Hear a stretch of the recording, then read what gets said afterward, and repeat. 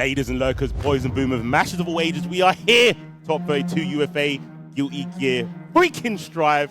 I am C4IQ. I'm with the guy Yipes. Man!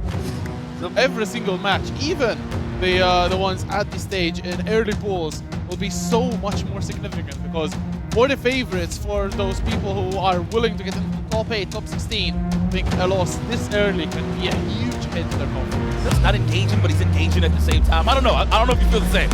Yeah, he engages at safe ranges at all times. Sexy bullets. Yes, it's cover of Vogue. Crema? Oh no, sandals.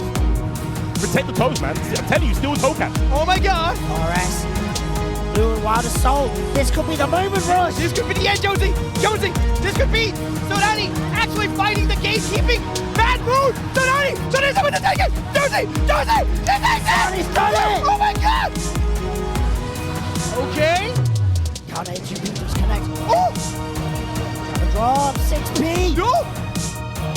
Into the grab! Hunlock doesn't! It was so close, but Hunlock in the end. Ooh. Not close enough! Is that a kill? Is it a kill? Ooh. It is! Raza about to take this unless he grabs! No! YRC and now lifts the He's ready! corner. He's ready! Not enough! And the Saint does it! The crowd storms him!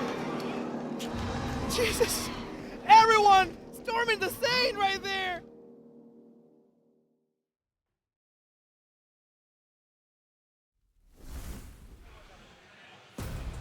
We are here. Can't do the intro because you already heard it, so I have to think of a new one on the spot. UFA 2023, Guilty Gear Top 8. It's been a while, but it's time. I am C4IQ, my guy Retsu. Get back again, I can't wait, man.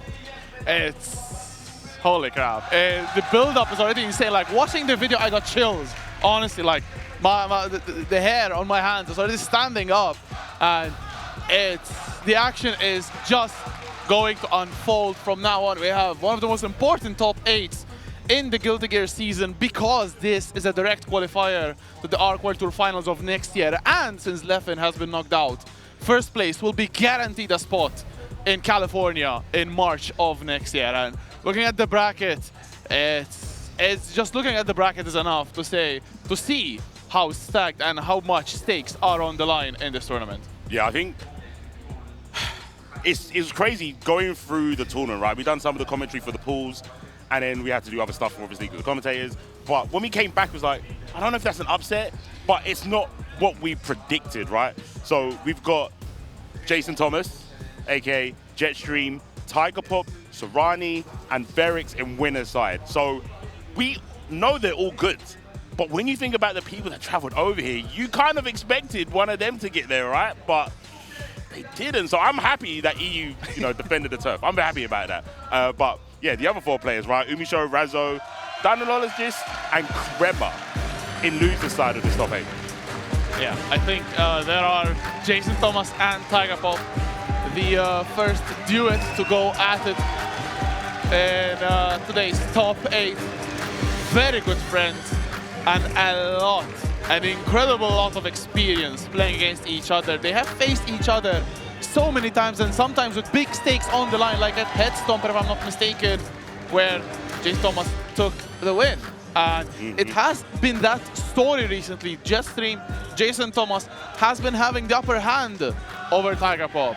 So this is going to have a lot of implications because both players know about the history of this matchup, but now could be maybe the stakes are a little bit higher. Of course, winner of this first winner semifinal is guaranteed top 3, is guaranteed the winners finals, and is one big step closer to the grand finals on the winner's side, which, considering how important this tournament is, it's very, very meaningful. Yeah, and a little bit about their journey here, right? Jason beat Krillo, the Jojo and Umi show.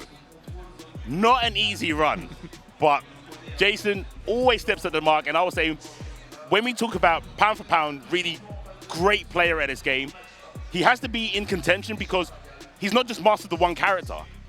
At the beginning, I think sometimes he would pick a character to test him out, and you see the smile on his face and he'll go to Nago. He doesn't do that anymore. He sticks to his guns. If he picks Soul, he plays the Soul. If he picks Happy Chaos, he sticks with the Happy Chaos. Gold Lewis, we've seen that in tournament as well. And he looks competent with all those characters. On the other side, though, Tiger Pop, no stranger, defending champion here at UFA. He beat Skill, Neos, and Sacred Sword, who did a lot of damage in the bracket. So he kind of kept, like, he kind of tried to keep the natural order of things. You didn't want to see Kyle in the top 8. That's where it was. Yep. Speaking of Jason Thomas, I talked to them a little bit after yesterday's insane top 16, and he apparently intends to play Nagoriyuki exclusively in bracket. I think he believes much more in his Nagoriyuki than the Soul. Of course, he has started playing Soul very, very recently, pretty much like just before OTB, and in fact, he did play OTB pretty much exclusively with Nagoriyuki and got a very famous victory with the Grand Finals against Skill, even beating Skill twice in the same bracket, which is definitely not easy. So has Tiger Pop though. Tiger Pop has beaten Skill to get in this position, and I do suspect, actually, the face mask from Tiger Pop is to hide maybe some signs of anxiety, some signs of emotion. Tiger Pop is a very laid-back persona, but when they're going against stuff, maybe sometimes he needs a way to calm himself down. And these funny faces that you see Tiger Pop make oftentimes are a way to distress. So maybe did not want to even give that away to Jason Thomas to keep it a poker face, actually. I 100% agree, and I think sometimes the great thing about fighting games is that sometimes I think you can see that in his gameplay. There's a lot of times where I've seen Tiger try to play the matchup someone like Dysonologist, where it's like, I've got a life lead now, let me play safe, cautious, steady aim, keep you away from me. But then I feel maybe sometimes he's like, well, this is not how I normally play, and changing my strategy in the middle of the game works against him. So sometimes you see him have the life lead and still go in, and you know he loves those mixes, and like you said, he kind of shows his emotions, so he'll win and laugh, but it's like a nervous laugh, and you're not sure how he's feeling, like, I can't believe I got away with that, or damn, I'm just that nice at this game. Yeah, I totally agree, honestly, and I think it's also a sign of growth from Tiger Pop, and it's a sign of how much he wants it, but evidently Jessim wants it just as much. And if we're going to talk about smiles, we have to talk about Jason Thomas's nasty plot smile. He is the smiler, probably the most recognizable smile in at least EMEA. Strive, there's the fist bump. There's the characters logged in, Nagoriyuki and Happy Chaos. You look at that at the stage, such a beautiful, honestly, display there.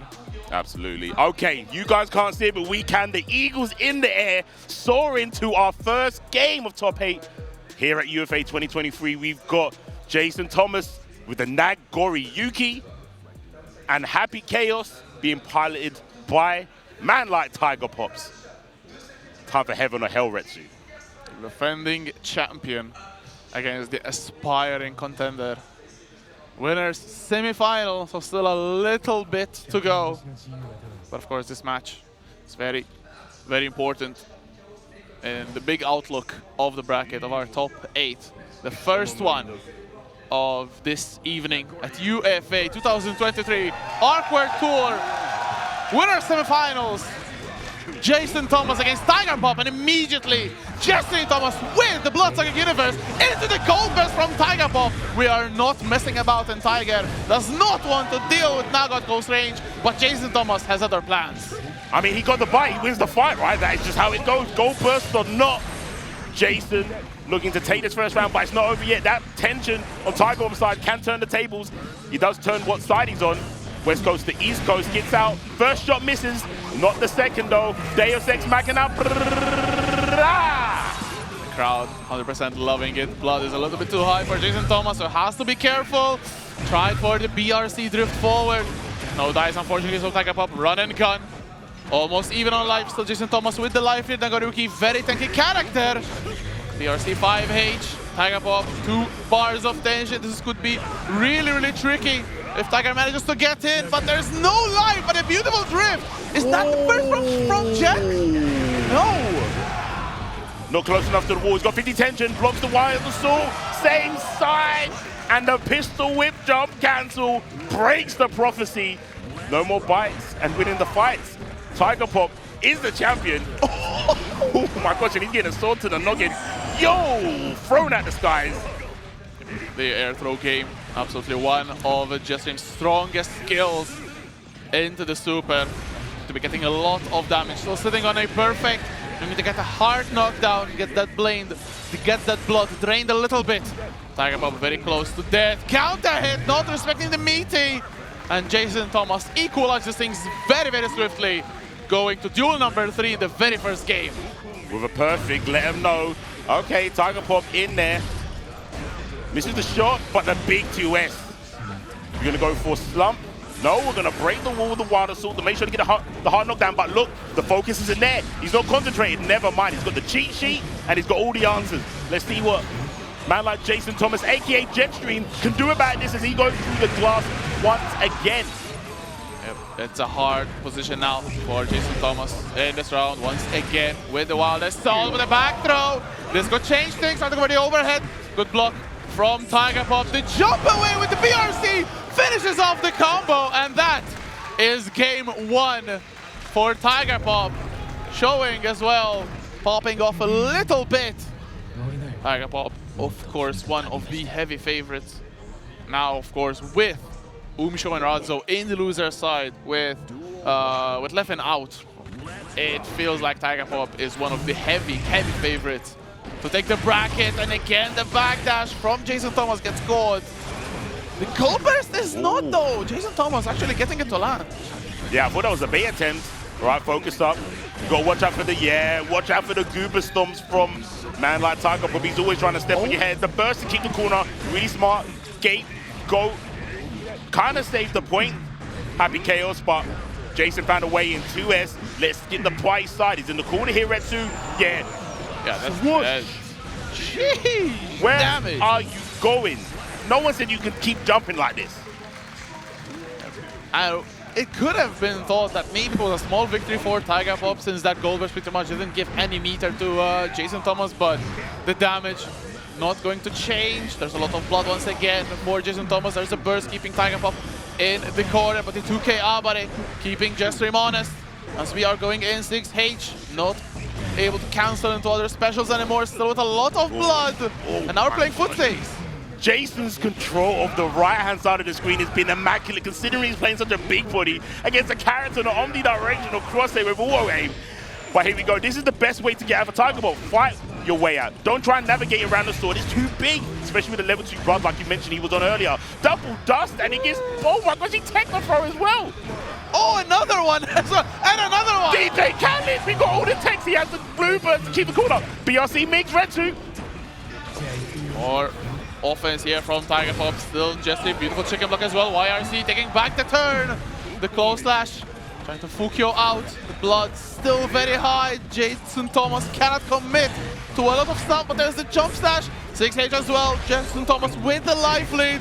2S, 5H, one more touch. Even a throw should be enough. And the far slash takes it. And that is a game for the Nagoriyuki player, leveling things up 1 game apiece. And you could see it is not simply a character matchup. It is so intense that both of these players, as we said, have played each other so many times that each and every single decision is like thought about 3, 4, 5 times. And the counterplay against it is like, this is actually brain cells in action. In real time. Definitely want to see that. You definitely need it to go against the character like Happy Chaos in the hands of Tiger Pop. Speaking of focusing, you can see building up that bar just before he breaks the glass. BRC slow down, throw the roll. Overhead. Gets a mix. IBFD to get some space. But Jason's still on the prowl, and there you go. Clip the legs. Waiting for the burst. It doesn't appear. He's going to look for it again, not the second time. The patience from Tiger Pop. It's a very, very delayed bait from Jet. Run up 5D, not going to kill the flag shield, sending a little bit of space, but it's still Tiger Pop breathing on Jason Thomas' shoulder. Still not enough to kill though! The curse! Just avoiding the far slash, and then Tiger Pop able to close it out. Yeah, fadeaway curse. Really potent, just getting yourself out of dodge. Okay, same side overhead, good blocks, but the crosshair's still on you. It doesn't matter if Happy Case isn't looking in your direction. You're always in a range to get shot at. Unless he's got no bullets, which is very rare, right? Especially because of DSX Machina. Back throw, gets the bite. Not necessarily going to win the fight. The rules apparently have changed in top 8 here at UFA 2023. Another tech after the IAD as well. Going to break the glass with the overdrive, but I don't think it's going to be enough. Actually not. But it's very interesting to see as well, Jason Thomas choosing always to break the wall with the super instead of Wild Assault, as we've seen so many times. Beautiful block on the PRC low after the 5D, but still Jason Thomas finds the spot with that far slash. And it's a very important round coming up next. One game apiece, one round apiece. The winner will head into game 4 with the lead. And there's a goal burst at round start from Jetstream, from Jason Thomas. EMEA. It's in the game. That's what we do here. Oh, you know what's also in the game? The super from Happy Chaos. Deus Ex Machina, curse ball applied as well. 2 bars of meter for Jetstream using the PRC drift. What a good jump from Tiger Pop. Put back in the corner, but the YRC from the Brit as well. Gunman from Slough looking to finish it off. A huge life lead, still sitting on a perfect. There's a burst saving Jason Thomas, but it's still Tiger Pop running the show. One more charge. It's going to be the uncharged standing dust. And Tiger Pop 1 game away from winners finals.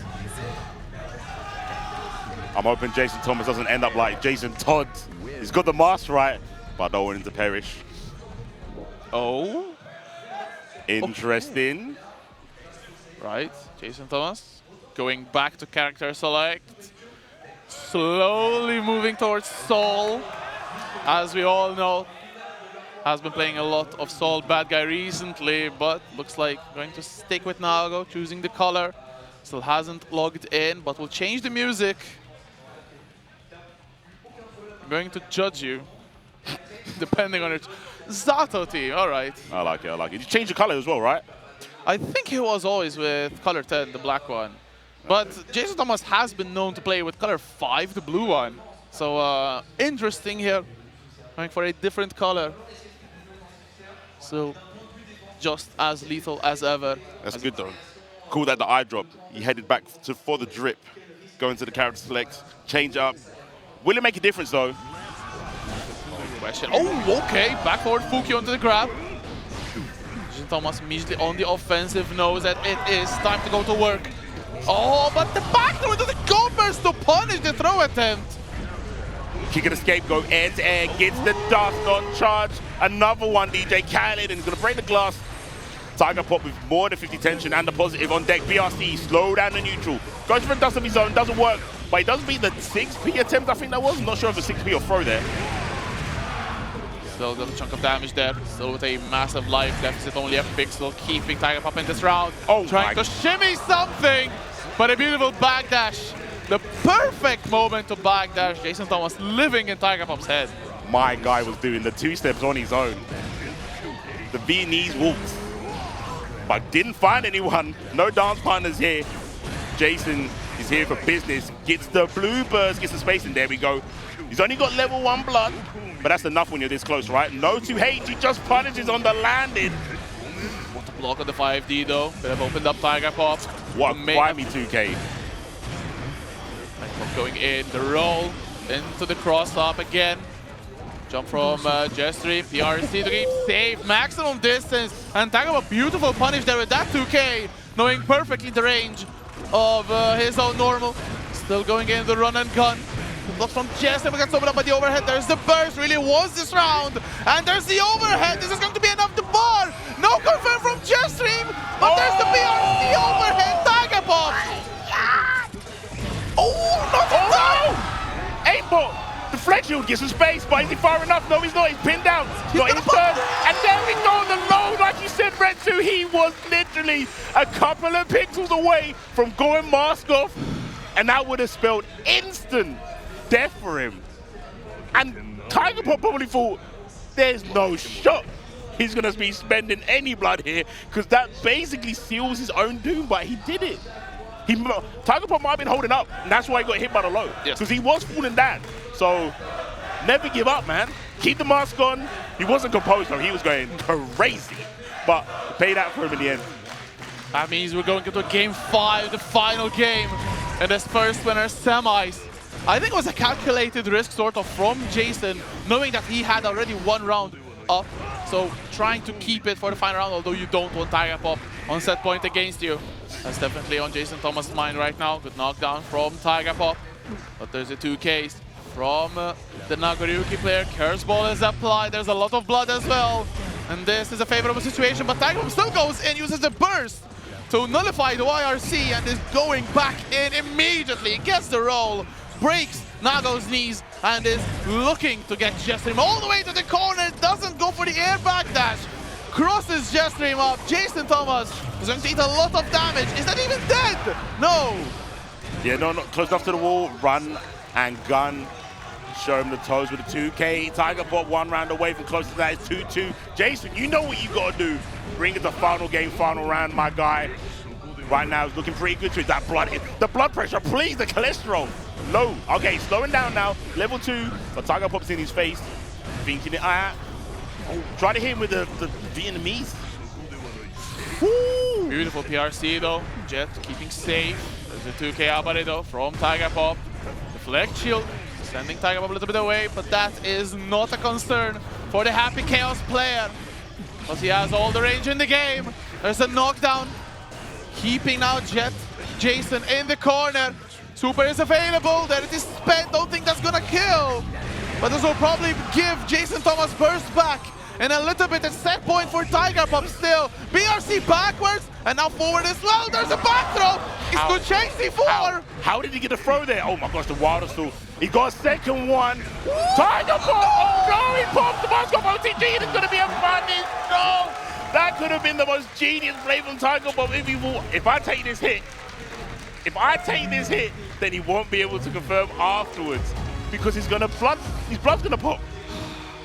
And you was talking about it. Look at the relief on Tiger Pop's face. This time there was no insurance for the Italian. And the funny part is that Jetstream going for the high into the low, not calculating the possibility of the high actually hitting. And the second hit of Shizuruki knocking Tiger Pop down. The Beyblade whiffing or hitting OTG, but not enough damage, and resulted in the Blood Rage. A very comfortable punish from Tiger Pop and a huge sigh of relief. Yes. Yes, I'm pretty sure everyone here who's played against Jetstream has been in that zone where they're like, there's no way he can make this comeback. Know with how much resources I have compared to them, or the blood pressure being so high, it's like he has to be patient, right? And in those really close situations where only like 1 or 2 hits, Jetstream's really good, Jason Thomas is really good at damage mitigation. Like, okay, I might lose, but if they're expecting me to play passive, they're not ready for this. They're not ready for the jump scares.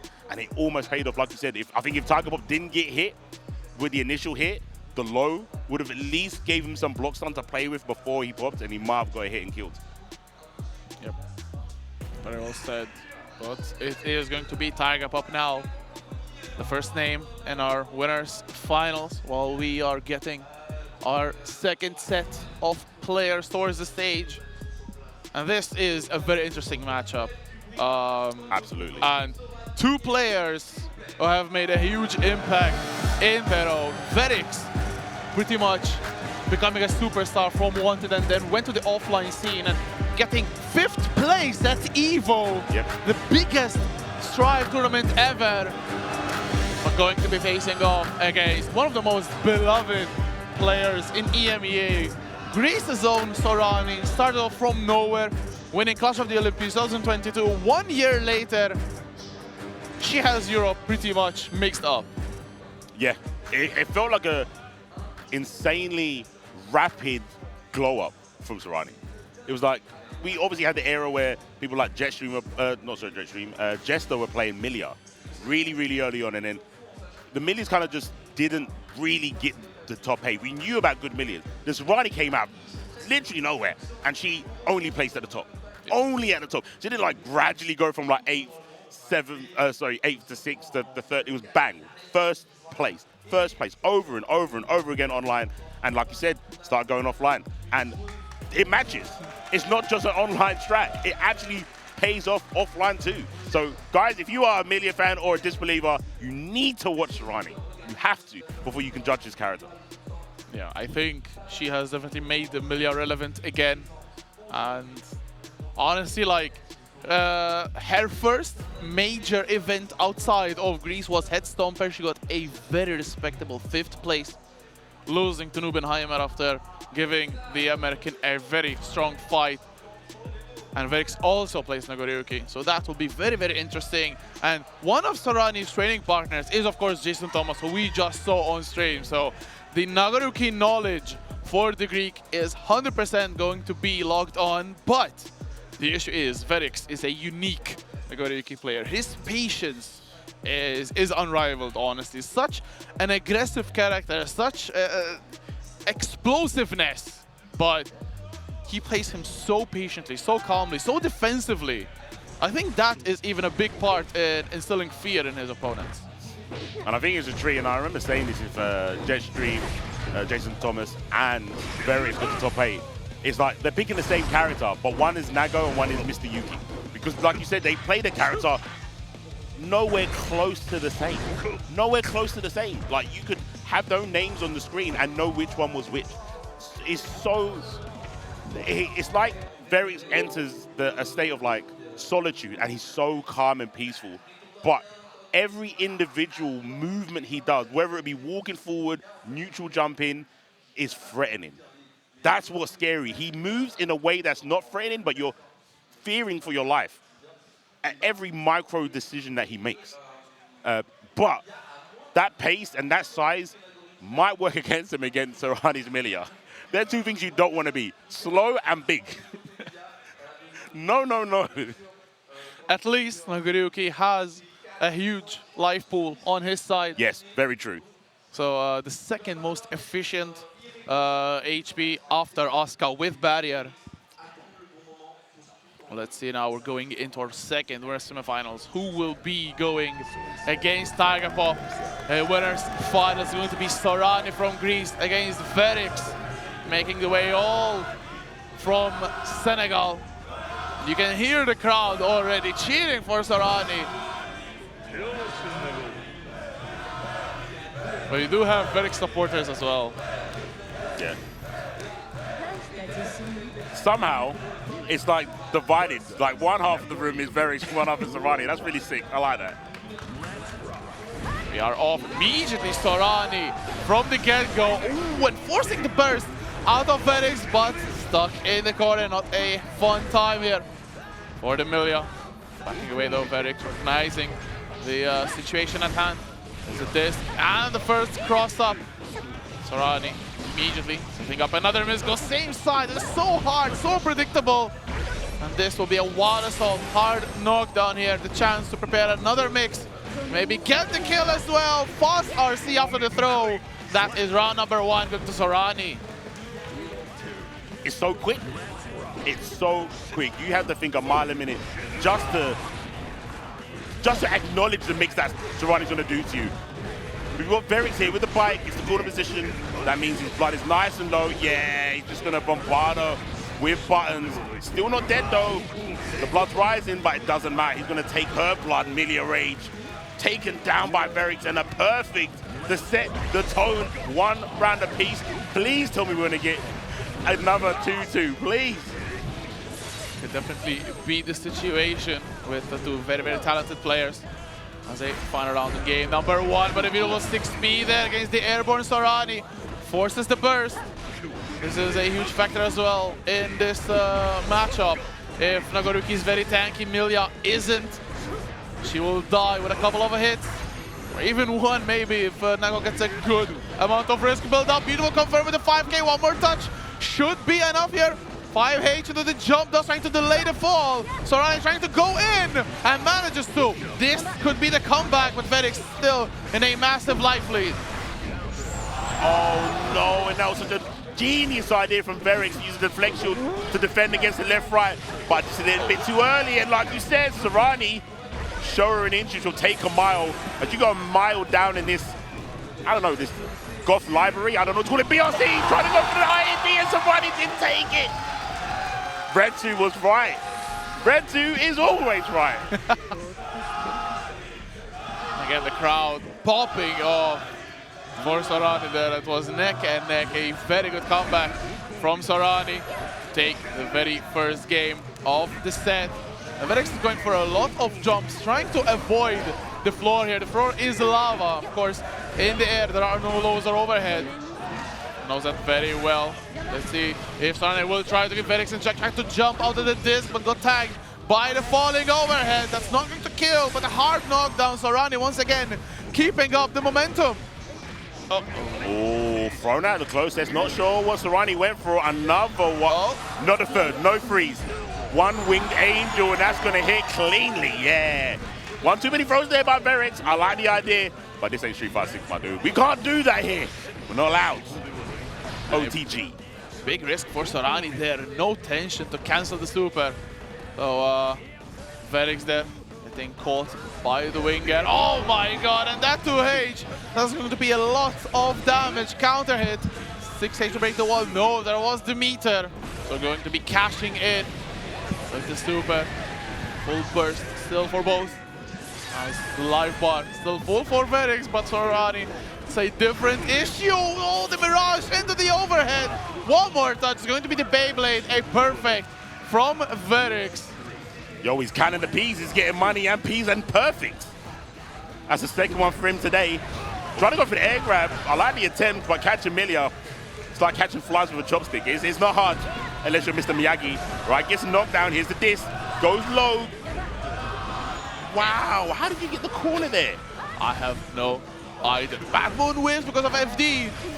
Alrighty though, cancelling. Oh my god. Oh, what a player throw from Verix. There's the burst from Sorani. Taking us back to mid-screen. There's the knockdown to K2D into the cross-up.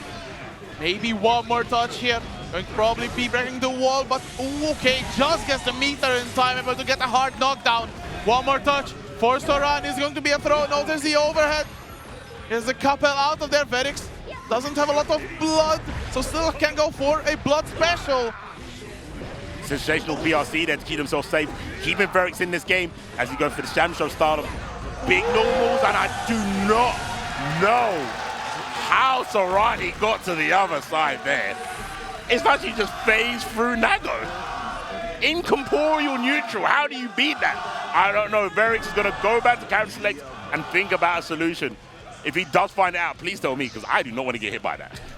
We have seen Verix play with Johnny and Asuka in the team tournament on Friday, but we see no character change this time around. I think in such a high-stakes situation, being 2 games down, sticking to your guns is probably the smarter option, as it is what could be the final game of the set Sorani with a 2-game advantage.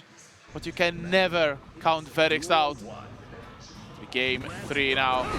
And immediately starting off with the overhead into the blood-sucking universe. And starting off on the front foot is Verix. There's the burst from Sorani quite early on in the combo. Gets a counter hit as well, looking to turn this round around. There's a burst from Verix, immediately bringing us back to neutral. Yeah, like you said, very aggressive start. I would say cantankerous from Verix. You don't see him do that kind of thing at round start, but he's two chips down. Kind of understandable. He's not here for a long time, just a good time. And to keep the good times rolling, he needs to win so he doesn't go into losers. Backdash on the close S there. Another close S, a third. Chopping away at Milia's guards. But in Sorani comes. Good block on the cross-up. That was insanity.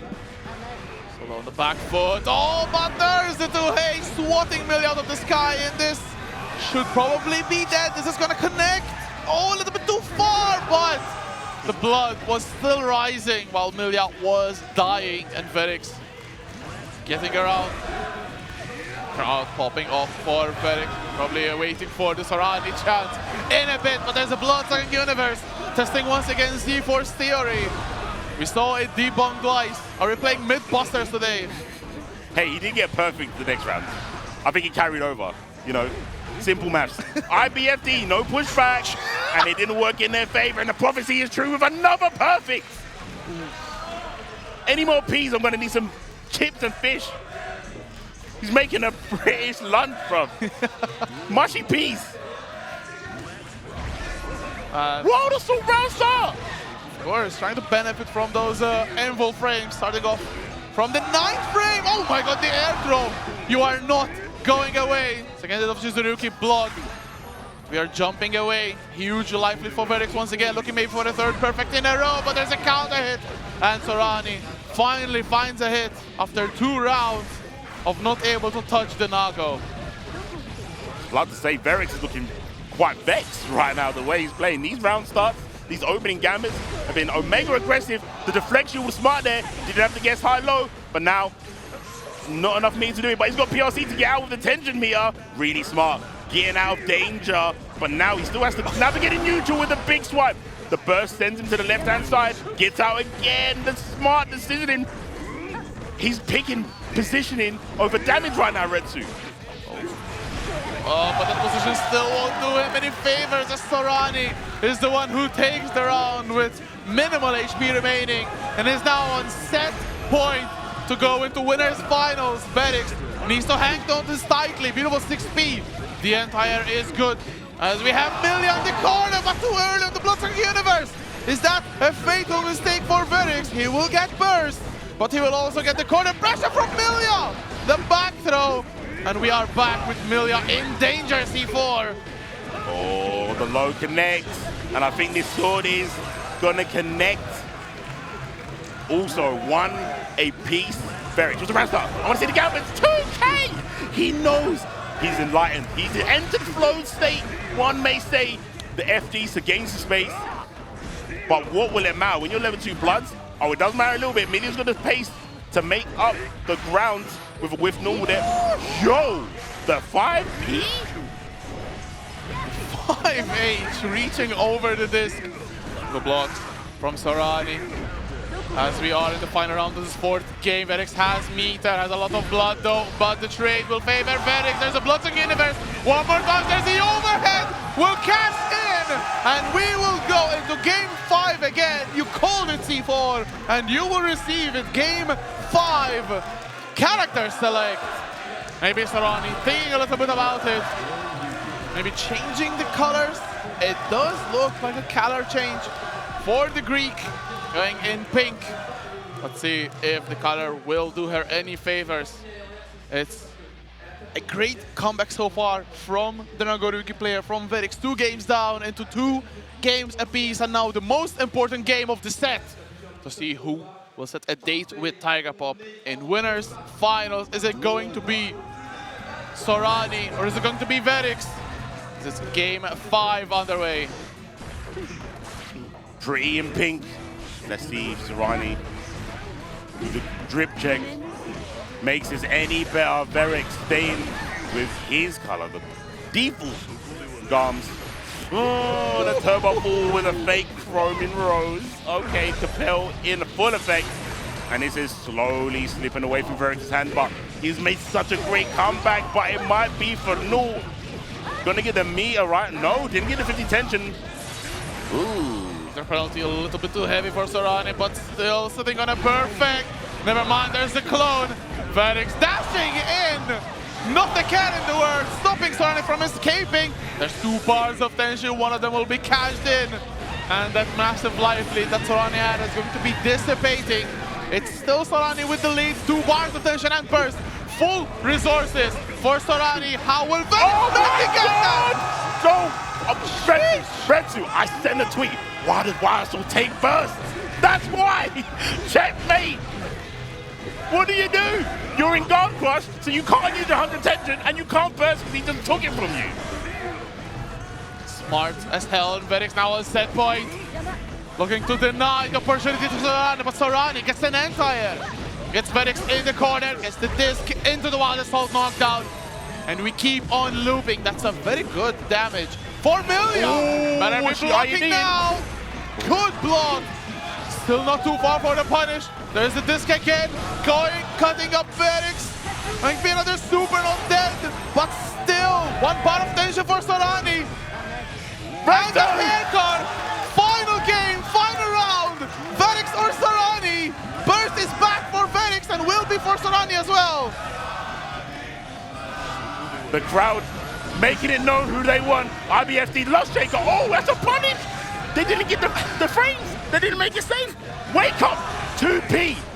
Inspiration from Zowie here. Serrani showing that they're not afraid of the big man Nago. PRC to make some space. There was no space behind him though. Take the corner. Can't block the mid. Closest connect. Red 2. Is it over? Is the snowball effect too strong here? It could be, but good block on the same side. Beautiful air from Felix, looking to make the comeback.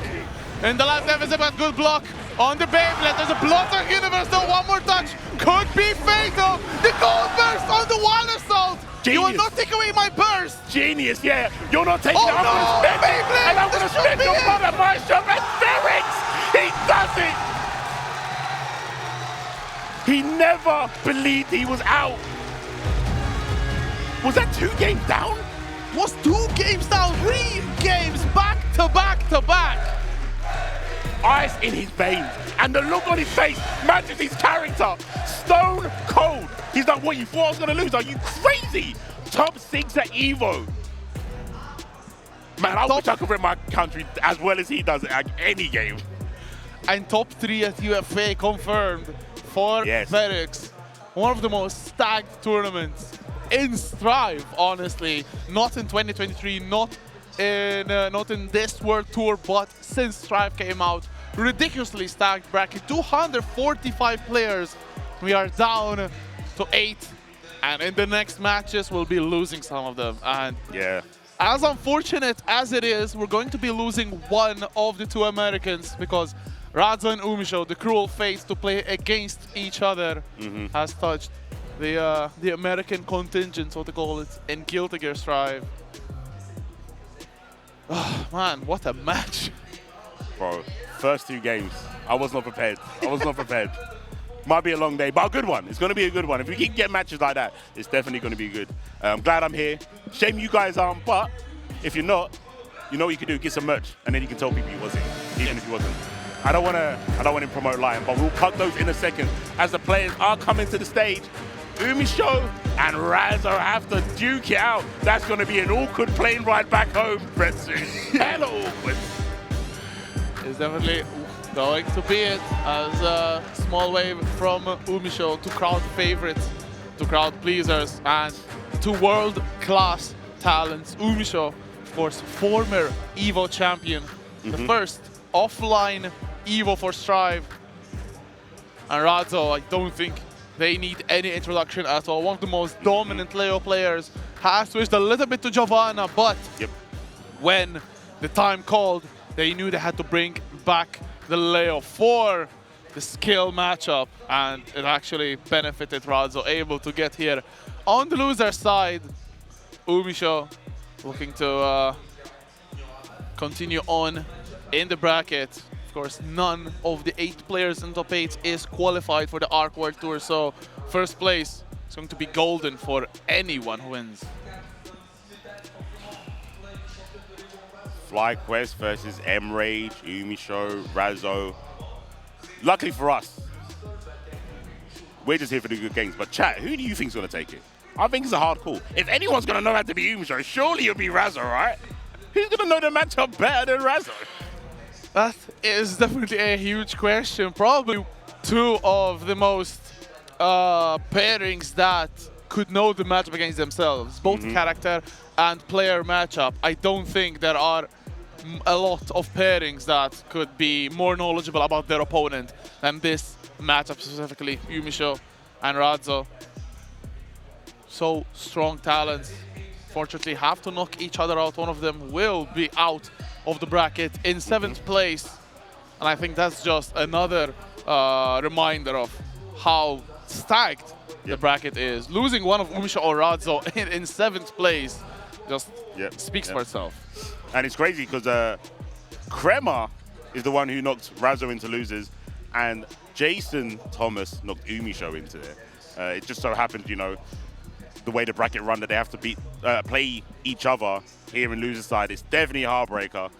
But yeah, that's just to show the level right here in the top 8, right? These 2 great players at this game. One of them has to go out now, right now.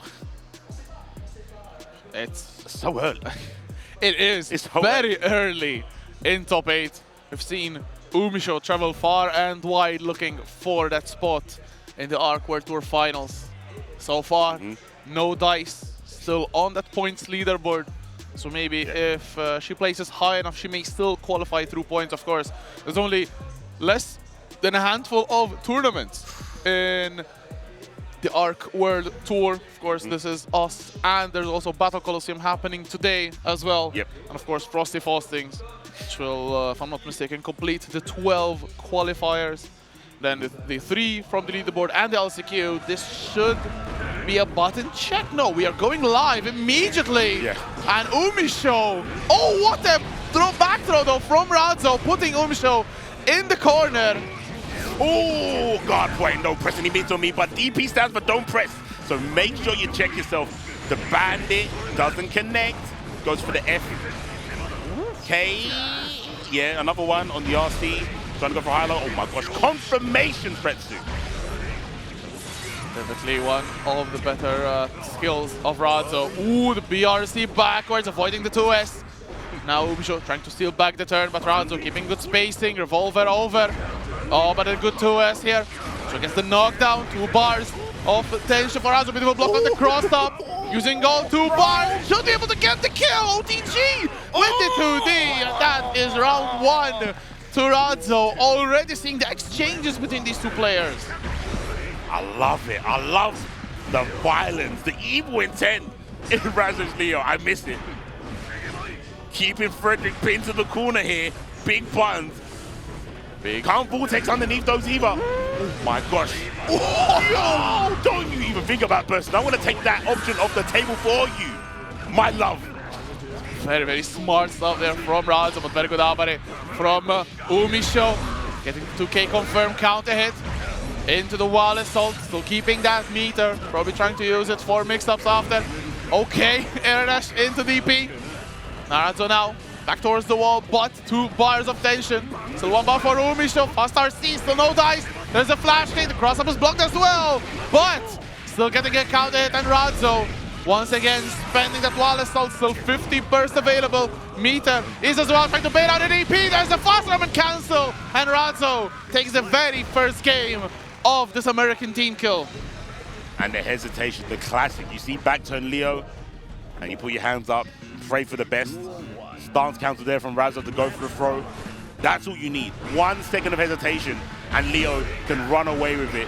But Umisho, it's only the first game. I'm sure they're going to adapt really quick. Here we go with the bandits, revolver, and bring a variety. Oh. That was clean. The 5P to make you think I'm not blocking. Psych, I got him. The base boost on the wall assault is so sick, man. I love the stage. Oh my god, empty jump. Radzo, very good patience, not committing to anything. Gets the wall assault again. Going to be a super. No, instead breaks the wall the conventional way. Both players now with 2 bars. Oh, whiff on the DP. No cancel on whiff. That burst. Radzo trying to bait it. Umisho holding on to it. Still on the life lead. But Radzo whittling it down. Umisho's got 100 tension though. Ooh. Probably that's why they held on to the burst. Yeah. Totally understandable. Do you burst back though, Radzo? No, you don't. You hold on to it. She thinks that it might have been a waste, and I kind of respect the decision. Let's see if it pays off for her. OTG with the back turn. Hey, oh, where are you going? Drop a Kiku. First now coming out from Umisho, runs into the counter hit from Radzo. Gets the axe kick for the wall break. Big damage, good life lead for Radzo. Playing footsies now. 1 bar of tension available against the counter hit. Should be able to kill. Okay. Safe OTG. Trying to bait a burst which wasn't there, but you have to account for everything in these situations. Ban the bringer, and Umisho gets the follow-up, but again the back throw. Radzo's so good at those. Another DP standing for don't press. I don't care if you're in back turn on. You best counter me. And a revolver over to get to the other side. I appreciate that. All right, pick up at the 5K. Oh, my, when does the combo end? Retsu. When we break the wall, because Umisho has a life lead, but again, Radzo spending the Roman cancel, no burst available for the Soul player. Radzo breaking the wall, still not a hard knockdown. Wall assault definitely available, 2 bars for Umisho, but there's the wall assault. Throw yellow Roman cancel though from Umisho. Oh no, the wild throw a little bit too early. Razanov may switch things around. The crosser from the back third into the OTG super. This should be the kill. Wow. And in fact, it is Razzo moving on to 2 games up. But we have seen Verix bring it back from this very position. You can never count something out, especially at the top level. And I don't think anyone can think this is not the top level. Yeah, I'm a Leo sim. I make that known all day, every day. That recognition on the trade to go for the throw. Razzo's looking pretty nasty right now. I think she's onto something. But like you said, Umisho not going for that chaos, sticking with Frederick. Mr. Soul, bad guy. Looking bad for him right now. Umisho turn it around. I want another 2-2. I will not deny that, honestly. It's such a tense set. Even though Razzo's 2 games up, has definitely been very, very close. But there's a wireless while breaking the wall. Hard knockdown once again. Tension available for Razzo. There's a throw into the fast Roman cancel. Going to get the super again for the hard knockdown. The pressure will not stop. What will be Umisho's option on wake up? There's the DP. No respect. Take him to the corner. Yeah, break that glass. Umisho, not much health, but you don't need health to do damage. Oh, catches the back dash, man. We've seen it so many times, right? You break the wall, if it's not a hard knockdown, the person with 50 tension who has the BRC or the guts to use the BRC at round start just to check what you're doing normally has such a massive advantage in that situation. Speaking of massive advantage, Razzo with a massive advantage on set point. Runs into the 2S counter hit, good burst, but still the 6S from Umisho. Confirms into the Viper. Going for the save jump at the BRC, catching Razzo low. This shouldn't be enough damage, but it's still getting a hard knockdown. Umisho looking to bring this back. It's going to be a monumental task, but it starts from 1 step. She has completed it. This is the start.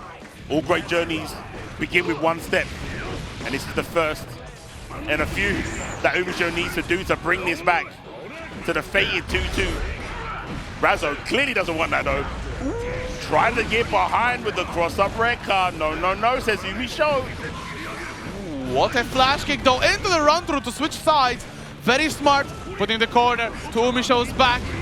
There's the Band Bringer, and Umisho fighting the way out of the corner. Putting Razzo in the other one. Fast Roman cancel. This may be enough damage. Was going to be the end there though. Fafnir wins a little bit too much. The JH counter hit. Razzo looking to take it back. One assault to break the wall. Tension available for both. Umisho will have burst very shortly, but not with the whiff DP. That's it. No, no. Yeah, no, that's it. That's it.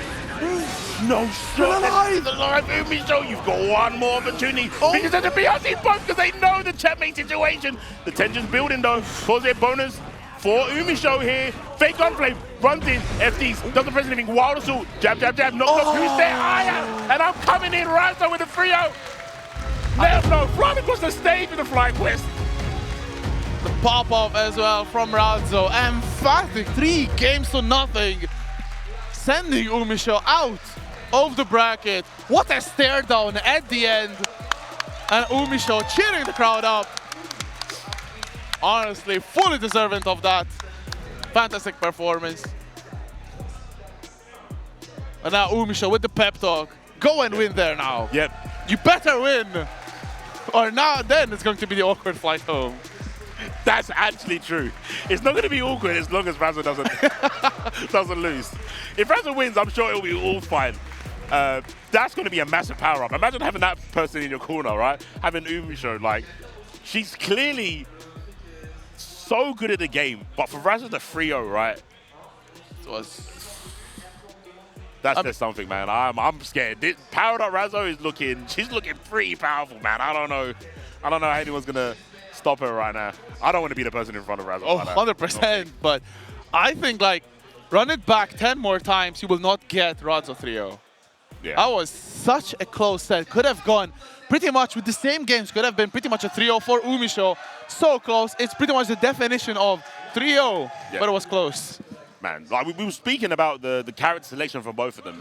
Umisho's been peaking Seoul for a long time now. Obviously, their big, I don't want to say their breakout performance, but their kind of like highest prestige victory was with the Happy Chaos, right, Yes. Evo. And Razzo has kind of pioneered Leo, I say, in the past. A lot of people look to Razzo and obviously people like Tempest as well when it comes to how to win with that character. And it was really cool to see the geo change. But when, you know, arse meets grass, Tars hit the road, the Leo does it. But speaking of doing it, two players who 100% no one saw them in top 8 before today. Crema from Spain, Dasenologist from France. And I do feel these are the two most beloved faces. The crowd erupting. There's a huge Spanish contingent here in France. But again, we are in France. Dasenologist, massive hometown favorite, but Crema has the rage of the Spanish people. They are all on their feet, cheering up their boy. Crema sent Razzo to the losers bracket. The camera guy needs to get it. So, to everyone in the stream on our end, it's going to sound mad biased because the Spanish guys are behind us, but don't get it twisted. The French crowd is just as loud. They're just on the other side, right? Crema, I've been told this is their first fighting game. This is their first fighting game, and apparently, I have been told to say this, shout out to Rush, they live in a small town, and their training partner is a cow. How true that is, I do not know. I am the messenger passing on the message, but Crema beat Rayo and Razzo. That's why Razzo's the losers, because of this man. His chip has been a menace. But Dasenologist, if you are new to EU, Huey Strive, you might not have heard of him. If you haven't, then you are sleeping. You need to know. This guy is mentally why people hate Happy Chaos, because he plays the most lame game. He plays the matchup to a T. He's like, I have a gun. Why do I need to be anywhere near you? And he will do that until you die of boredom, and I love it. Because when it comes to winning, why would you want to give your opponent a chance to take that W away from you? Very well explained, honestly, and you are watching, as you said, Crema, the one who took Razzo down to losers bracket. And let's not forget, Dasenologist, the one who took out Leffen to make it here into the top 8. Happy Chaos Mirror and the Jojo. Yeah. So a lot of victims of these two players, and one of these two will be unfortunately leaving the bracket. The same fate as Umisho, leaving the bracket in 7th place. The dream will be broken. Of course, Dasenologist has already conquered a French major earlier this year, the mix-up in April, where also Dasenologist beating Tiger Pop in the mirror match. Looks like we have a Happy Chaos killer. Maybe we will see Dasein against Tiger Pop later on in the bracket, but it's going to be a long path for Dasenologist. This is a button check. Definitely, I doubt we're going to... Oh my gosh, there's no way. We got told the game started. Dasenologist is bringing out the bedman. No way, no. This cannot be... No, there's no... Okay. Oh my god. We got baited. We got baited. I literally was going to say there's no way we're watching a Batman here. All right, okay, it's cool. I was prepared to lose my voice instantly when they said, oh, and it didn't really look like a button check for a hot minute, I'm not gonna lie. There we go. We're looking on the big screen. They're floating between the two. There is no way Dasenologist is gonna pick Bedman. Literally no shot. Nope. Damn, I'm meant to be the bars guy. And you top trump me again. Oh, so everyone's upset because he teased Bedman and now it's just Happy Chaos. I think even some of the French players were booing.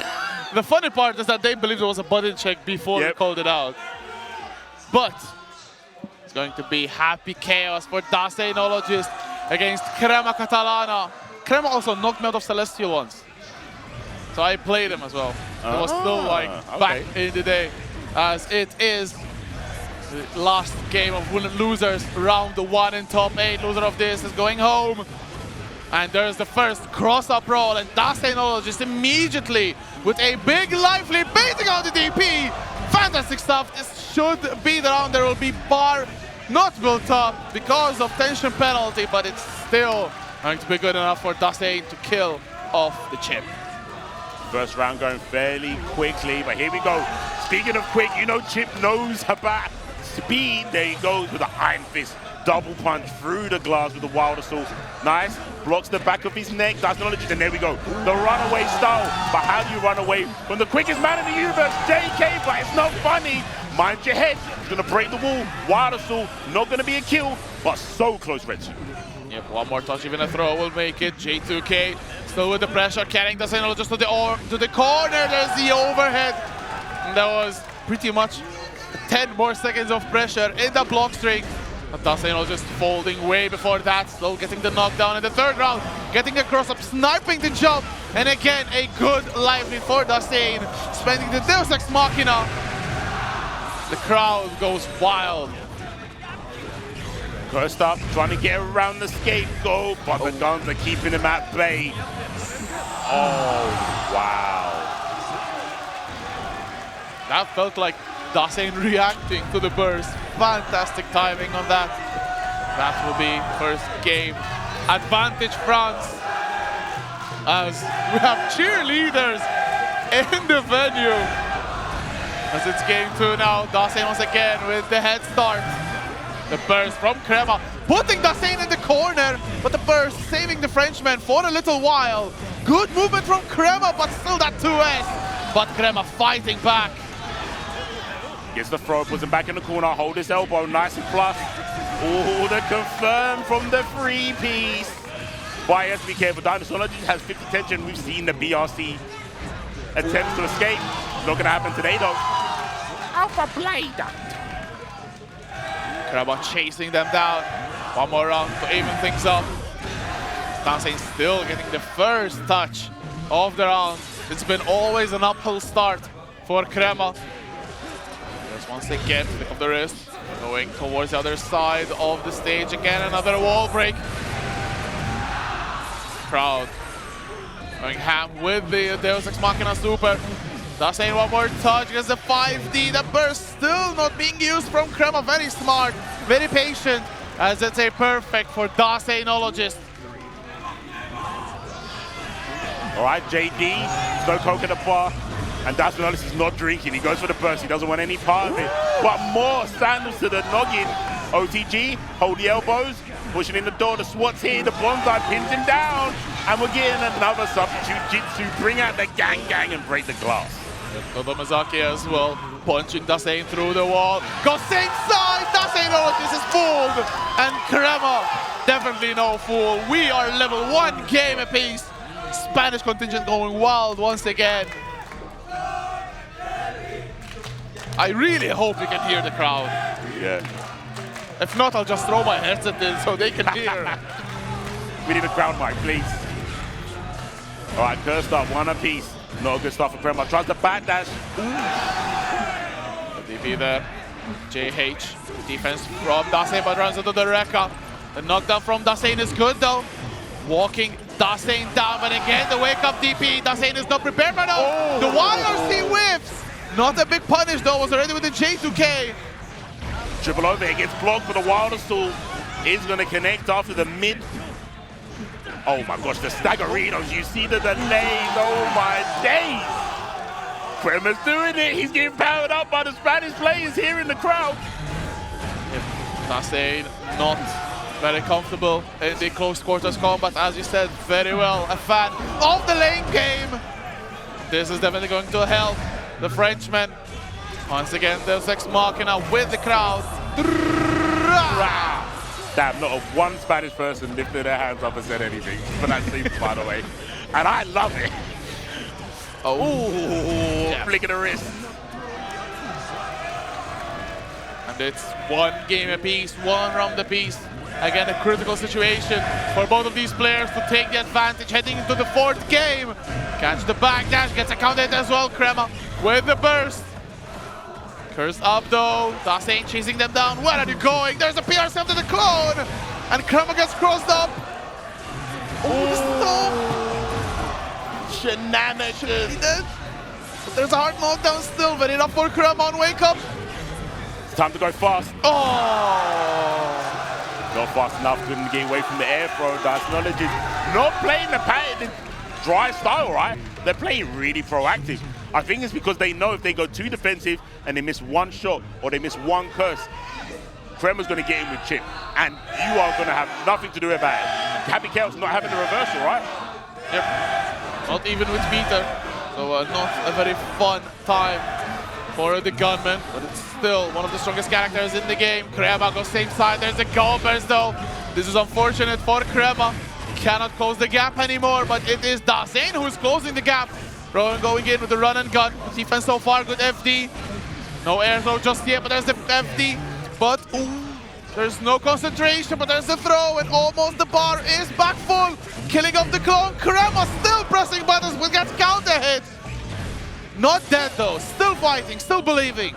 Still has burst. Can he make something happen? He cannot. And this is looking tough. He's got one more heart on him. Can he make it? Oh, the crowd is behind him. But he's going to need more than sounds to get past this Happy Chaos. There's the slump. Krema's burst is full, so will not add to it. But still a good counter hit here for the Spaniard. Forcing Dasein to the corner, YRC. But still the movement with punishment on point. Krema getting the wall break. Positive bonus, giving burst to Dasein, but it may make or break the fight. The backdash is caught. The wall bounce a little bit too far. There's the counter hit. Should be the round. Krema still alive, but it's still set point for Dasein. Dasein versus Spain. That's actually the matchup right now. It's not just Krema. Trust me. He's fighting a whole crowd out here. Ooh, catching the landing. Still not enough to get the combo. The backdash though, making the overhead whiff, and that's going to be good damage. Dasein with the corner pressure as well. Oh, he's in there trying to catch a backdash. He didn't get it. Elbow. Single overhead with the ID. YRC. What's your option? Backdash. He runs into the push. And Dasein obviously pushes into the corner. Burst on both sides. Burst on one side now, Red Six. See if Dasein will use it. Oh, there's no concentration. Only one bullet in the chamber. Make it two. Cannot shoot, but gets the concentration. Goes back in. And 11 with a throw. Maybe ending Krem also with a throw. It's still the dust button. But this time is the 5D. And Dasein will make the French crowd pop off.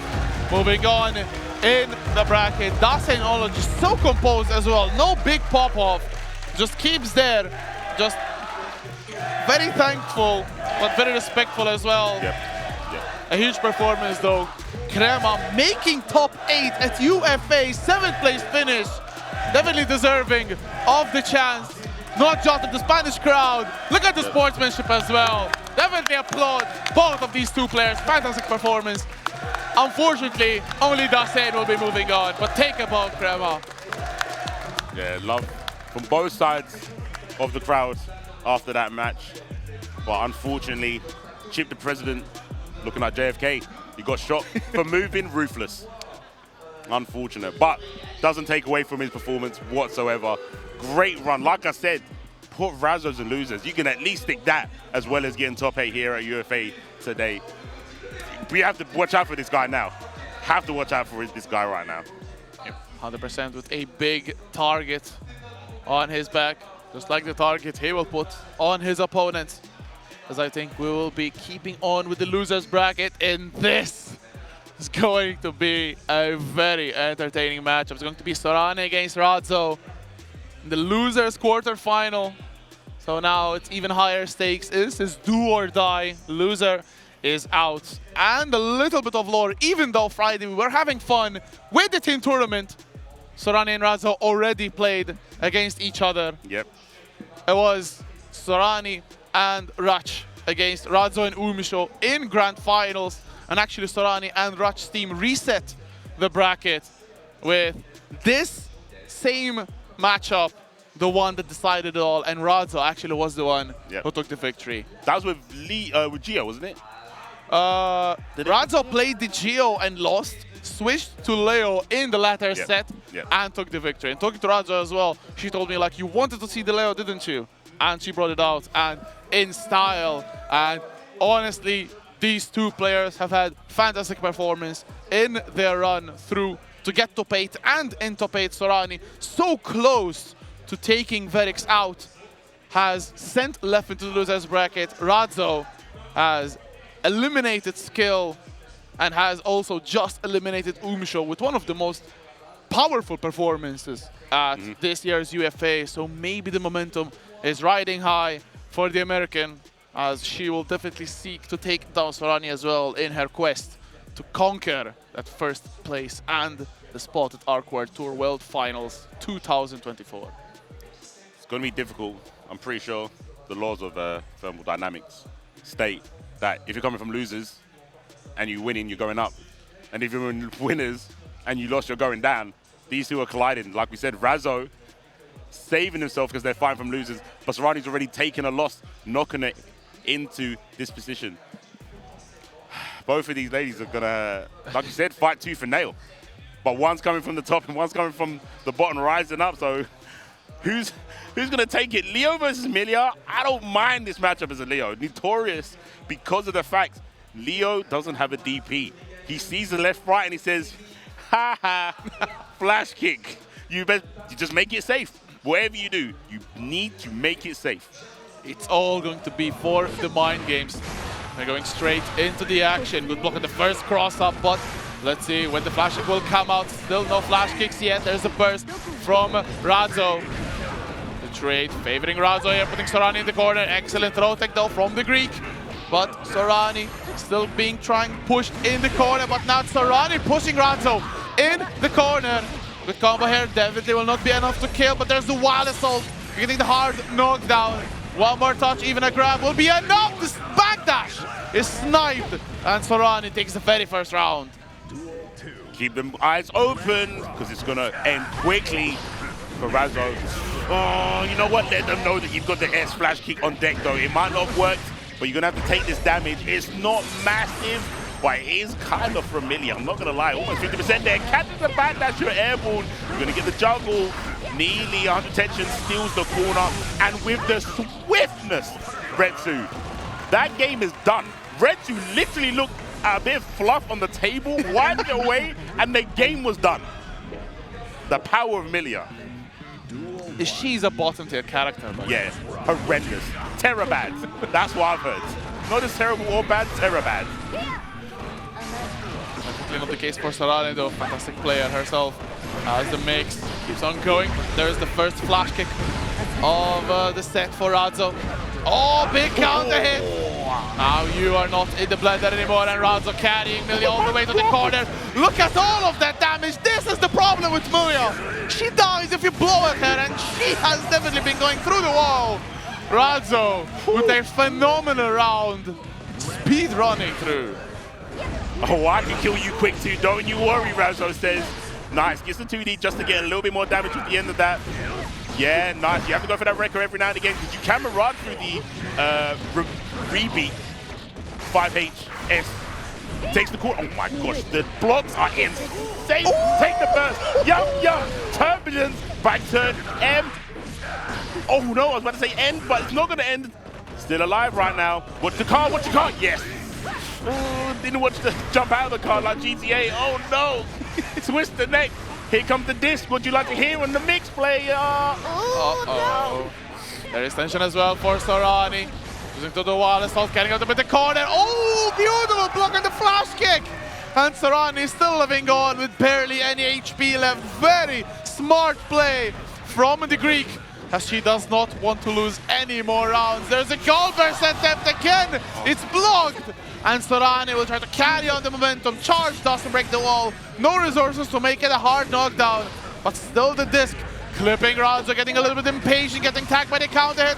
There's 2 bars of tension. Can definitely close the round out. And Sorani makes it 2. A perfect to boot as well. And now once again, it is 2-0 for Sorani. But C4, we have been in this identical position before. Sorani 2 games up. And if I were in Sorani, I'd be getting a little bit of some nasty flashback right there. We saw Verix win 3 games back-to-back, and Razzo definitely can do the same. Taking a minute, thinking about it. We did see Razzo go for multiple options in the disco queue, right? We saw the flash kick, kept it safe, blocked it out. We saw the goal burst. Both of those options don't care about the left-right situation, but something else that's quite good is the flex shield, right? it doesn't necessarily give you room to move afterwards, but if you can get it off, it gives you quite a nice window of you can't touch me. MC Hammer time, right? Doesn't matter if it's high, low, left, right, just release me. But again, the problem is knowing what way to do the input. But I think the key is going to be winning neutral, but you can't go in apparently because Serani, her reactions are insane right now. Crazy to see the raw cross-up record and throw it. Oh, there's a raw flash kick though from Ranzo. The jump does connect as well. Run through in the corner, getting the cross-up. Good defense though from the Greek. Again, sniping the jump dust, forcing the burst out of Ranzo. Ending that projectile out, the boom. Actually haven't seen a lot of booms from Ranzo. We may see the wall break though. There it is, one more touch to end the round for Serani. There's the haircut though, under the 6P, and there's the grab as well. Keeping up, getting some very good momentum, dashes in, good block on the overhead. Everything now PRC, 2 bars of meter for Ranzo, but getting crossed up in the corner isn't the best way. I think she'll be dead. There's a burst though, saving her skin. PRC forward to get the H-boom mix, and the Capel sniping Ranzo, a little bit impatient with the jump, and it's set point for Serani. Oh my gosh, to confirm off the roses. Okay, blocks the IAD, Ranzo, FD, trying to gain some space. The 6Ps aren't landing, but I love the attempt. Okay, count hit 5K, get the party started. Neutral jump goes low. Oh, JS, get it confirmed. Ooh, Ranzo nest. Sick nasty with it, but Serani knew. Oh no, no more air-to-airs, I think, Red. So I think that well is dry. That well is dry and empty. There's nothing left for Ranzo to do but hold their ground, hopefully, and take us to some more matches, please. First is available for Ranzo, sitting on set point. Let's see, will Serani go for the bait, try to go for the first one. Beautiful tech on the ground would have killed. There's the air-to-air though from Ranzo. No burst available so far for Serani. There's a run through. Will this be enough damage? There's the burst. Got 50-10 at the 5P Ranzo. I think there was a misinput on the Capel as well. Ranzo still alive. Needs that, and look at the burst. Ranzo in control here when it comes to meter. Oh, but not the neutral. Milia's too hard to catch. Goes for an early burst there. Interesting. The heavy boo hits raw. Serani running into it. Maybe a little bit of nerves acting up. Ranzo now with the line free. Double run through. Good defense. Good offense from Ranzo. Excuse me. The Axic whiff. Serani's still alive. Oh, but there's the air throw. OTG is going to be enough. And it's going to keep Ranzo in the set. And now more flashbacks for Serani. It was just like this. Had a massive chance to close it out. And that's what Verix made the comeback. Will Ranzo be making the same comeback, breaking Serani's heart? She's still fighting valiantly. That burst has already been popped for Ranzo. Not willing to take Milia at close range, but Serani will force her way through. You can see Ranzo trying to go for the guard point mod game in neutral. It's really risky, only because of the fastball, the turbo, right, from Milia. So even if you see them above you, doesn't mean they're going to press a button. They can get to the ground and hit a low real quick. Speaking of getting hit low real quick, you don't need those. You got mids because of the punish on the flash kick. We're going to see the Angel. Is it going to kill more than likely? No. Little bulky, I like it. Very high scaling there for that super, but very low overhead. Look at how low Milia was. And it's again run it back set point for Serani. Let's see if Ranzo can escape this one as well. Burst is back for the Greek. It's been available for Ranzo as well. Pushing towards the corner, spending half of it for that wild assault. Burst is available, beautiful air to it as well. No. But getting crossed up, but it's unfortunate, but the guard point comes in clutch. There we go, he's turning up Ranzo right now. Serani decided not to burst, gonna have to hold his overdrive because that will hit up there, unlike the stomp like we saw last time with. Look at the meter, it's gonna have the detention. YRC comes out Serani. That was the most grimiest ropes. Flash kick, couldn't RC in time. Oh, no, 100 tension round start. We know what's happening, right? Oh, we know what's happening, right? Oh, and the 5D as well. Very low life, Serani cannot live after getting hit by that. And it's one of the most important rounds in the whole tournament. Serani to carry on Ranzo to level things up. There's the guard point, putting Serani in the corner. The jump does no dive, but the heavy is definitely going to be dealing some heavy damage here. Spending 50 bursts and Serani crashing through the wall with a hard knockdown. Omelette do damage and the dust. Is that a 2-touch? No, hasn't got a bar. Look for the reset, and Razo makes it 2-2. Thank you. More games. I can't call it. Chat. Can I get an S for Serrani or an R for Razo? I can't call it. I said the matchup. I gave my opinion. I think it's in Leo. Razo is adapting so quick. So quick. Quicker than how fast Milia moves. And that's hard to do. But you see the blocks improving. And Serrani's having to dig deeper into the toolbox of how to open her up. But the damage difference is paying off massively. Milia can't make that many mistakes in front of Leo. Yeah. It all falls down, I think. Now the timing of the air-to-air is immaculate from Razo. Has been getting so much damage from the rising jump/counter hit. And it is all now leading to this, the final game of this losers quarterfinal. Winner of this will move on to losers semifinals. Still alive loser will be going out of the bracket. Razo has already spent her burst. Serrani still trying to open her up, and a beautiful Capel there. Keeping Razo in the corner, getting that wild assault. Wall breaking hard knockdown, and Serrani starts off the 5th game very well. The blocks, I'm telling you. Tetris Master Razo right now. Back turn incidents, perhaps. Let's see the allegations. Red 2 get hit by had to burst. That counter hit damage was going to go through the roof. But good jump there from Serrani, getting the fast RCs. It's going to be enough damage. Milia doesn't do lots. The charge does still not enough. Razo has burst and meter. The jump from Serrani, Capel out of there, and the wing closing it out. Serrani soaring through set point once again. It is so many times, 4th or 5th time Serrani is on set point, and there's the disc, and a very good start here for the Greek. But the burst keeping Razo still fighting in the neutral. That burst was to get out of the vortex, but they might have just caught. Put right back in it. Serrani opting not to break the wall, goes for the throw. Okay, this is a meaty reel, but blocks it as it is. The FD trying to gain some space. The life is low. The shaker is out. The Capel is on your nose, and you can't do anything about it. Except jump airs. I'm alive. You can do whatever you want, Razo, because you are that girl. Go for it. Oh, the 2 hit, not enough damage with the lost shaker. One more touch. Razo has enough meter, but there's the FD being used. Can Serrani keep the block string going? Oh, the Capel takes it, gets crossed up, and Serrani will move on in the bracket, eliminating Razo. Commiserations for the American, but that is as far as she will go, because Serrani has defended Europe. Pretty much say a very good performance from both players, down to the wire. Not a final round, but still pretty much almost. Serrani making it through to the losers semifinals, which we'll have in a little bit further in today's tournament, but that's a guaranteed top 4 finish. So that means Serrani is already leveled up since that Stomper. So that's pretty much insane, honestly. Like, the leveling up, as you said, like, there's no backing down for Serrani. Whenever you see her, she's going up and up and up. And will there be anyone stopping her today? Look, I like to do power scaling. Razo beat Umisho. Serrani beat Razo. How long are we going to downplay Milia? I don't know what to say. I know Twitter's going to go off after that. After that result, I think Serrani's made a pretty strong argument in the strength or the game plan needed to be good with Milia. Maybe she's not strong at what people think is meta, but clearly there is a way to win with that character. And now we can't deny about, oh, maybe the person you're playing doesn't know the matchup, or maybe they're not good.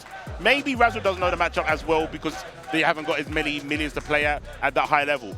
But the fact that you have to learn the matchup means that the character's got something, right? Yes. Bad characters, you don't need to learn the matchup, you just smoke them. And that was Leo, someone who doesn't really have the threat of, oh, I don't want my inputs to get mixed up because my flash kick is down up, right? So imagine what other characters have to go through in that. Yep. Bigger characters as well? Like, I don't know, man. We might have to start talking about Milia without hatred and just moaning that she doesn't do damage, because damage will add up if you hit them 15 times in a row.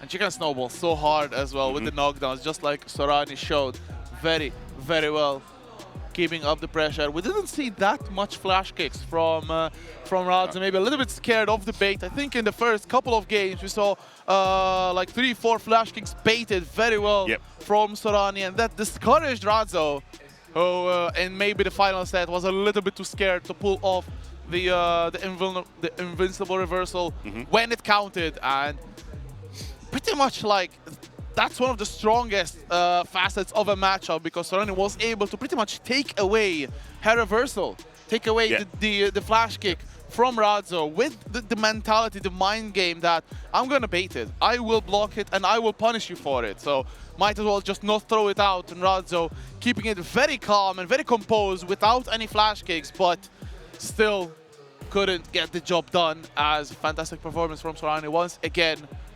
We'll be seeing her in loser semifinals, facing off against the winner of this next matchup. Two crowd favorites as well. We definitely heard the crowd for Dacinologist, but Jason Thomas, no slouch, very beloved by EMEA.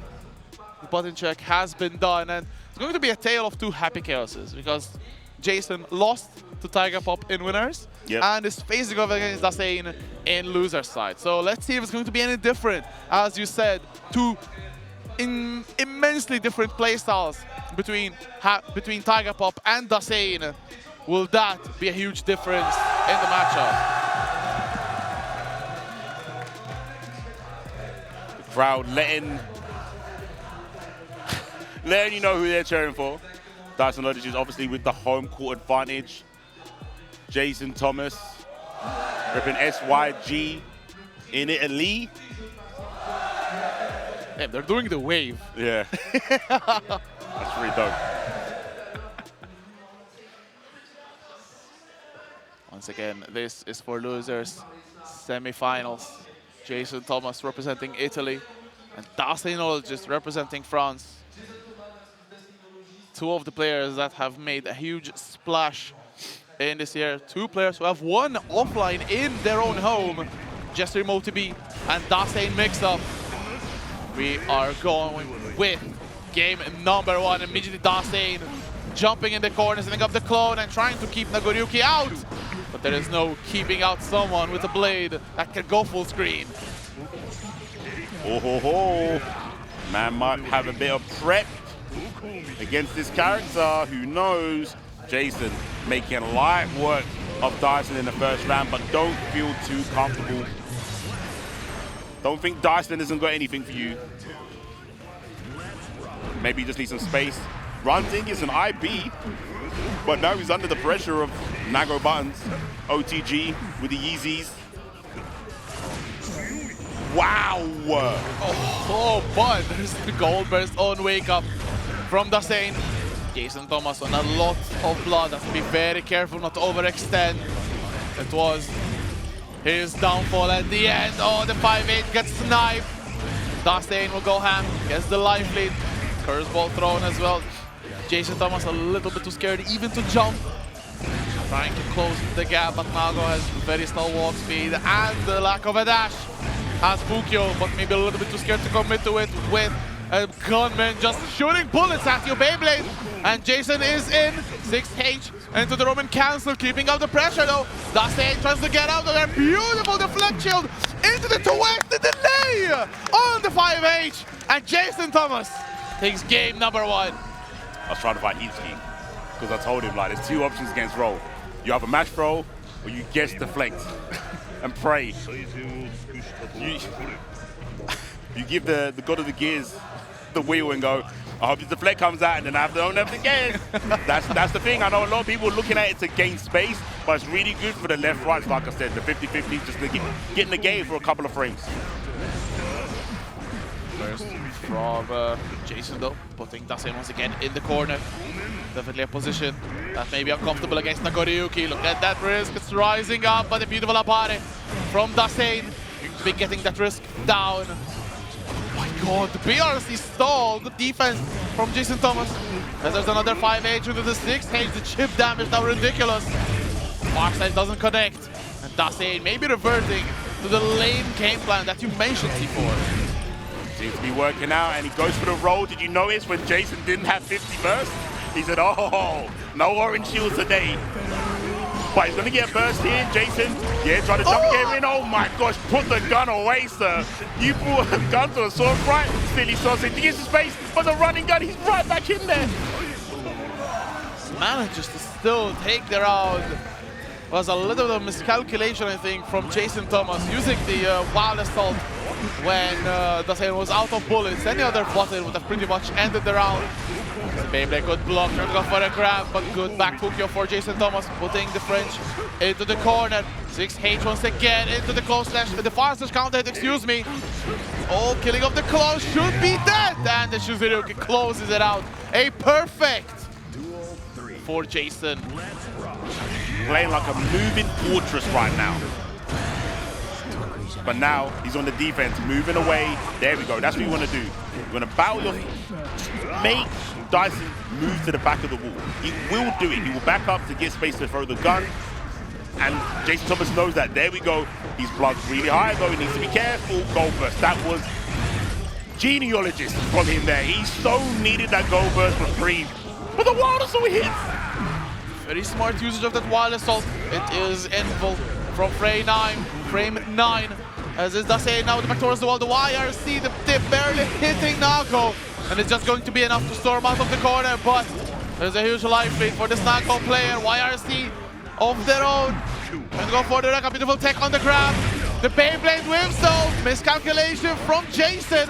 And Dasein can go for the run and gun. And look at the blood! He's gonna pop after the wall break! Oh my. This is checkmate. Omega unfortunate. Okay. Okay. You don't want to... That could have been a clip moment. Hi-Fi's watching you, mate. If you would have lost that game, that's an ologist. Oh, no. Losing the unlosable. Yeah, I was scared myself. I cannot imagine Dasein's nerves at the moment. But right now, the nerves probably coming back with wall break from Jason. Oh, the Beyblade bringing out the burst from Dasein. Another Beyblade whiffs. We were told no Beyblades in the stage. I think to defend, to protect Daseinologist. Maximum range super though. Yeah. Mix. Oh, the 5K didn't hit quite as well as Jason wanted. Oh no, the throw, the curse, the scapegoat. Oh, he's just showing us the whole command list right now on Happy Chaos. But the most important one is the gun. Oh, he got a full clip. Yep, bang, bang, bang. Blue burst though, Shaz the buff. Is that going to be the decider? It is. It is. Praise be the new blue burst. We thank you so much. Saving Nago there from a certain defeat, the full screen burst. But it's still Dasein walking Jason to the full screen as well. K2D keeping up the pressure, but good up right there from Jason Thomas. Oh my god, the methodical walk forward into the close slash. What was that combo? The burst though from Dasein, putting Jason in the corner. Excellent job, but it's still with the Frenchman controlling the offense. He has the wall stick and the wall stomp as well. YRC from Jason.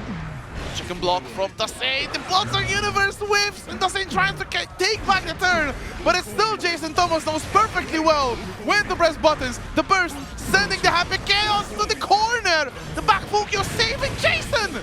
That was the grimiest back Fukio, not to get punished for hitting into the scapegoat, but the blood is high. Like you said, oh no, the blood is high, and the hits are low from Daseinologist. One heart apiece. Oh dearie me. Double JK. Nice confirmed. Almost taking 50% there. Dasein once again going in with the run and gun. Beyblade counter hit. Jason Thomas. Oh, baiting out the burst. This time no goal burst for you. There's the Beyblade again. Roman Council. Should be enough damage for Jason. The wall break just in time. That is 2 games to 1 for Jason Thomas. One more to move on in the bracket. One more to face off against Torani losers semifinals. Dasein definitely has something to say. Does he know? It's thumbnail time. Does he know? Does he know the matchup, Red 2? Has Jetstream overcome the demon? Obviously, like you said, in this position because they lost to Tiger Pop earlier today. Has he gone no more? No more guns. We want peace. You know that Michael Jackson meme? He's like, fuck. No more guns, please. Jason definitely on his way to get us rid of the guns. At least one pair of them. Snagger Robber still on their side. The 2H not cancelled. Jet or Jason a little bit afraid of the Blood Rage, which could be imminent. They're sitting on 2 bars. There's a 5D. And the Bloodsucker Universe does enough damage to kill the overhead into the low. Going a little bit ham with the specials. But the good old faithful 5D is enough. Jason Thomas on set point against Daseinologist. The last hope for France. Oh my gosh, deja vu, same situation, same corner. Is the result going to be the same? Jason goes for the overdrive. Going to get a quick smell of the ocean here as Daseinologist goes deeper down the venue here. Hard knockdown as well. Is he going to get a moment? He might have to burst. He's thinking about it, but the fight is going to win the fight. Perfect there. Jason Thomas taking that Daseinologist in the hometown, hugging it out. Both competitors, full vanity. Like I said, do not sleep on Daseinologist, thinking he's some second-rate Happy Chaos, right? He did beat Tiger Pop at the mix-up, yes. And in this tournament, he beat Leffen. So pretty good against other Happy Chaoses. Jason did not decide to bring out theirs. Yep. Jason, excuse me. Fighting instead with the Nagoriyuki. I would like to highlight, I really love how Jason punished the punished at the end there with the Bloodsucker Universe, the whiff throw, because of course if Jason got a hit in, Dasein could have gotten burst back. And I'm not sure if Jason had meter at the moment, so could have gone for the burst bait with meter, but of course Bloodsucker Universe did enough damage to kill Daseinologist. So very, very smart recognition there from the Italian to kill immediately with the grab. By moving on to face off against Sorani a little bit later on in the bracket as we will go up. But before that, we'll have a small break. So get something to drink, get something to eat as we're getting into the nitty-gritty. The top 4 of UFA, top 8 for Guilty Gear Strive. See you on the other side.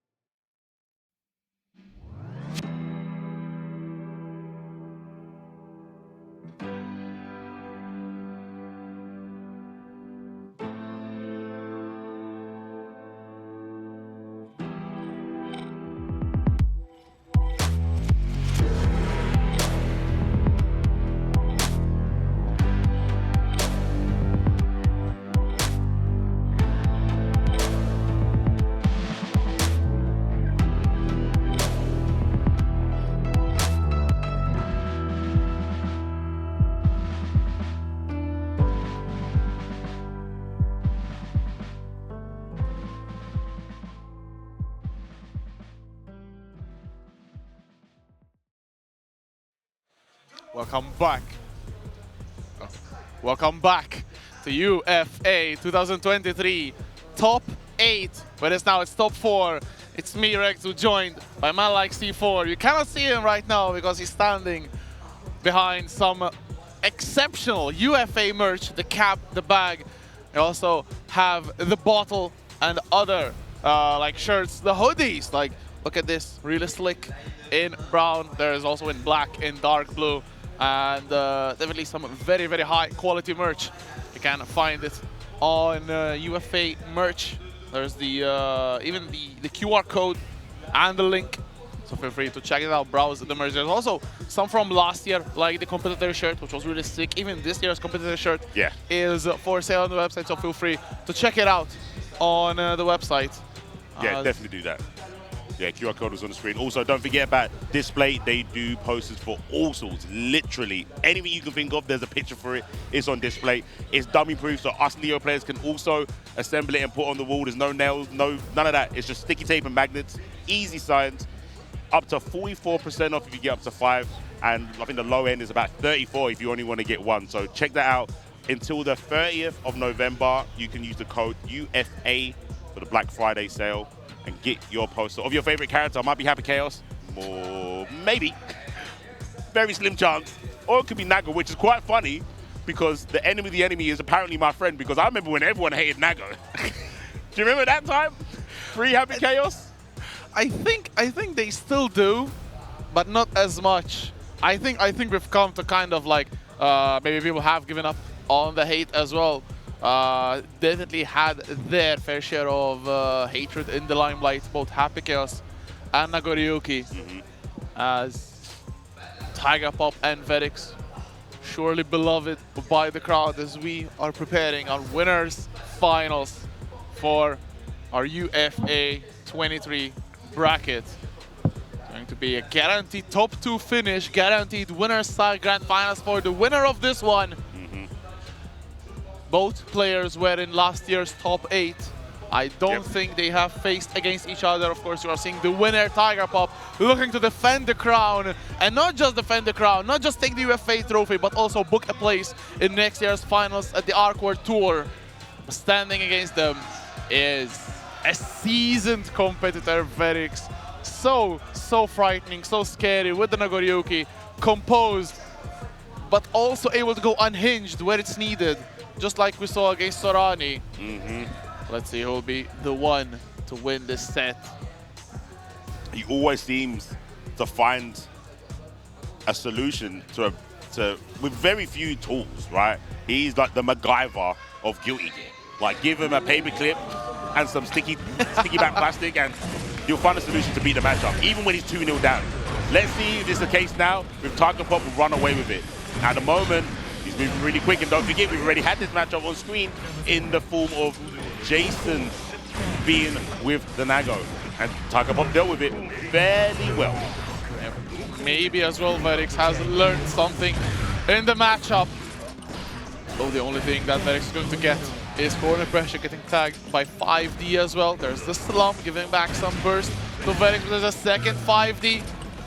Burst is pretty much full for Verix. There's another 5D, and this time it should be enough. The gunshot to the chest, and Tiger Pop takes the very first round. Tiger Pop also has taken off the mask, so maybe some sneaky expressions here to give out when it's needed, but there's the Bloodsucking Universe. Time to play mid-busters again. Verix using the Wild Assault, a lot of damage. Tiger Pop in a rough situation, and he's out of it because he died. Get it by with the fight. Never fails me. Never. 100% success ratio, I promise. Check the tape. We do that later. Oh, Wild Assault. Get smoked out the air. Yowzers.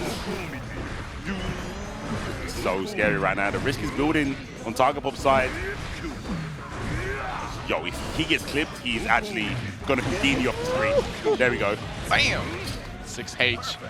Very methodical. Double perfect! Back to back. For Verix, has been collecting perfects more than heads. Fantastic stuff. Verix, after losing the first round, just back-to-back perfects. And maybe the second round was a little bit too fast, but the third round was much longer, and still able to get a perfect against Happy Chaos, who can tag you off from full screen. That's definitely something remarkable. Okay, this time denying a perfect one, backdash on the bullet.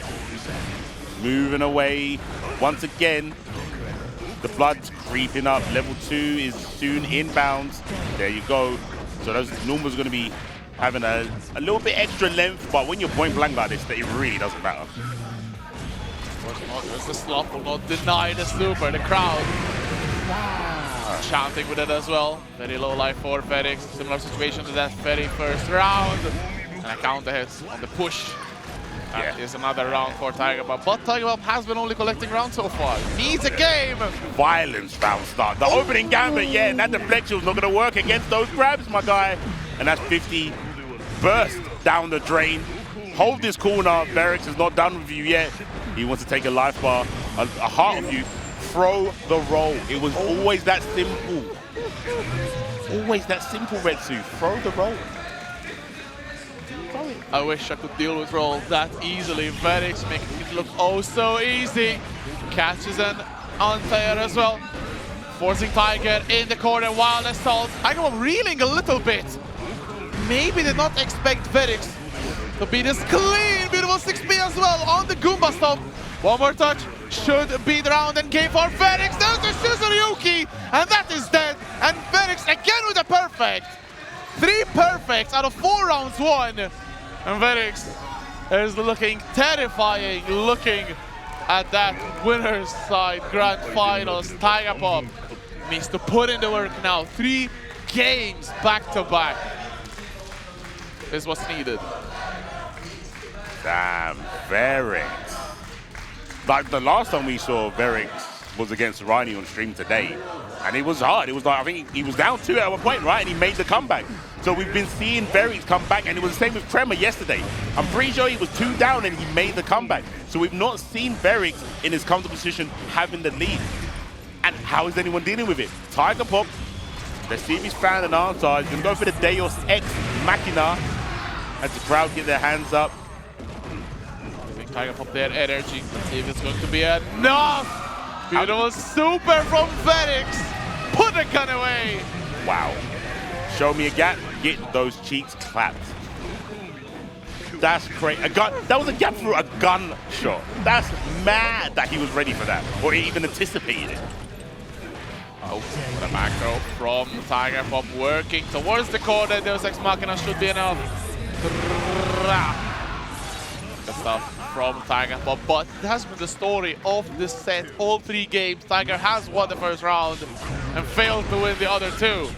But this time, no perfect. Getting a good counter hit there. TigerBomb walking Ferix towards the wall and then just goes for a cross-up roll to block on the overhead. But the back throw again. Ferix now is definitely danger time, but a back throw from Tiger. Reverting the situation once again. Full screen burst, helping Ferix out. Goes for the low. Flick of the wrist. Gonna get that positive bonus once again. A lot of blood for Ferix, still able to get through, but on the wrongest side of Abigail's gun. Wait, what? Bro. That was, oh, that's so unfortunate. Wasn't actually a combo, went for the YRC. I think. I don't know, like, I need to rewind that and see what happened. What I know for sure is that TigerBomb winning Game 4, starting the comeback. Still looking very difficult though, as TigerBomb still getting the knockdown. Trying to walk Ferix. Oh my god, shimmy. Catching the backdash into Deus Ex Machina again. It seems like he's found an answer. TigerBomb, and the pop stands are pretty OP as he makes this 2-game deficit smaller, and there we go. The JP. And I'm also going about Street Fighter 6. Bless his head, gets the overhead there. He couldn't backdash that time. Sniped on the way back. And now TigerBomb with the opportunity to bring us level to 2 games apiece.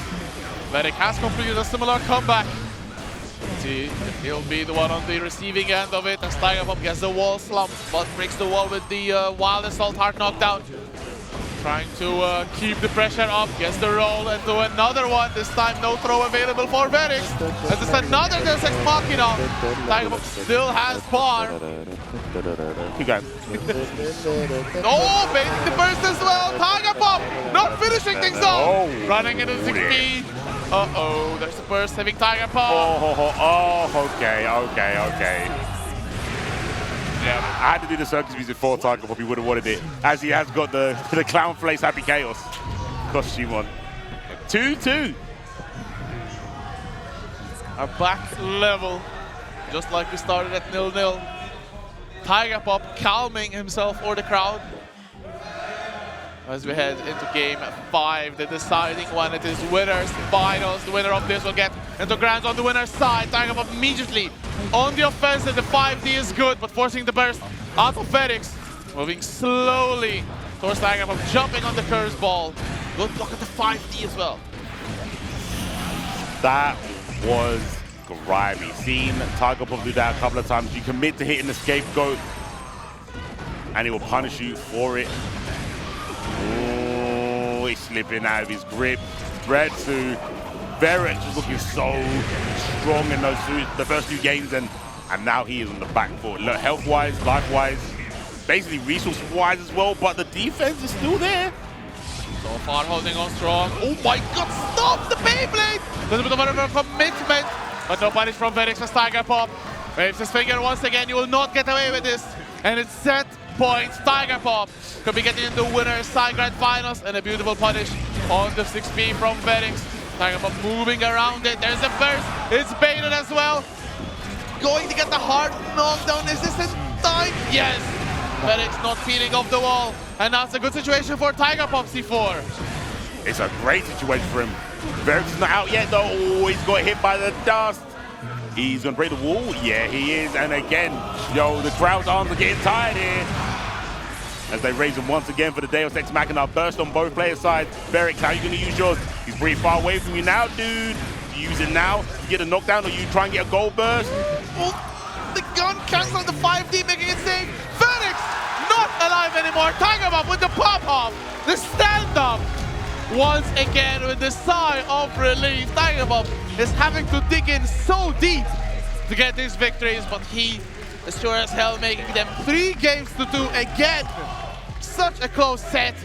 But Tiger Pop will move on in winners side of grand finals. The defending UFA champion looking to confirm his spot as King of Paris, and as well a spot at Arc World Tour 2024. 1 more step, 3 more games, and he will be there. You make it sound so easy. But you're right. Mathematically, you are correct. 3 more games, and he will be there. But the people coming after him, the people on his tail, they're pretty The nuts. people that know him best in Europe, that's scary, Yeah. honestly. We saw a neck-and-neck set with Jestream already. And I will not say we're growing tired, but because it's time, it's a stellar set. But Sorani and Tiger Pop have been pretty much duking it out in grand finals and online events for the past 3-4 months. Yep. And it's not one-sided at all. It's been back and forth, back and forth, back and forth. And Sorani has shown that she has what it takes to defeat Tiger Pop. The big question is, is she going to do it on the big stage here today? Is she able to get there in the first place? Because she needs to dispatch of Jason. She needs to dispatch of Verix, who defeated her early on in the bracket, and then get to Tiger Pop, who is now chilling and grand finals on the winner's side. Yeah, they're going to have to get to that position to, like you said, show that they have and can beat Tiger Pop, because they've done it online quite a few times. But how people be with like, oh, that's online, do it in real time, do it offline. This is the opportunity. But to get there, they're going to have to go through, I feel like these 2 characters would be like at a temple, the gods. Like the gargoyle statue gods. 2, well, we'll say 1.5, because we don't know who Jason's going to go for, but the Nagos. So Rani's going to have to get through the Nagos to get to Tiger Pop to show that they can do it. Not only have they beaten the international invaders, which is definitely a triumph in of itself, but now going up against Jason Thomas, aka Jetstream, SYG from Italy, Sarani from Greece. She has had a showing, because I feel this might be one of the tournaments where if you didn't know like internationally about her, this is it. Yeah. This is kind of like solidified, like there is Emilia over here, and they're not just good at beating EU players. They're actually good at their game. Time to take notice, I'd say. Oh, absolutely. As both players have had their fair share of history against each other as well. It's really interesting, actually. Sarani, Jason Thomas, and Tiger Pop are sitting next to each other while waiting between matches. So very, very good friends. And the fact that they are sitting next to each other doing a tournament, all three of them still in the competition with such high stakes, I think just speaks volumes of their maturity, and their friendship, because it's really sick. Like they travel a lot together as well, and they train a lot together, even with their sets in online tournaments against each other. So it's going to be definitely a player matchup from here onwards. Of course, there is Verix as well, the big obstacle in loser finals from Senegal, looking to take home that spot at the Arc World Tour finals after claiming a spot in top 6 of EVO this year. So 2 massive milestones for the for Verix. As we'll see now, Sarani and Jason Thomas with the fist bump as we head into our first game of this losers semifinals. Hope you guys got ready in that break. The eagle soaring, Red 2. I can see it in the corner of my eye. My peripherals. Spoiler alert. The game's underway. I'm going to assume that Spud meant the bud checks have been done. Like you said, it is time to see if Sarani can do the run, or will she be stopped by Nago and Mr. Yuki? Because we said 2 different Nagos in a way. So beating one does not mean they're capable of beating the other. But Jetstream, aka Jason Thomas, now known as, can or will he stop her? It's all going to be decided in the very next set. First to 3, of course, as always. Where's the Milia love in the chat? Because it was different when it was on Yap's channel. Obviously, everyone was Milia on Yap's channel. But do you want to see Milia, or do you want to see the gatekeeper in Nagoriyuki? Let me know. S for Sarani, JT for Jason Thomas, please. Oh, damn. Lots of universe. 3 more letters, BSU. And immediately Jason Thomas with a good start with the burst from Sarani, saving further pressure, further damage, and she's the one to try to take the lead, but a beautiful PRC after the 6P.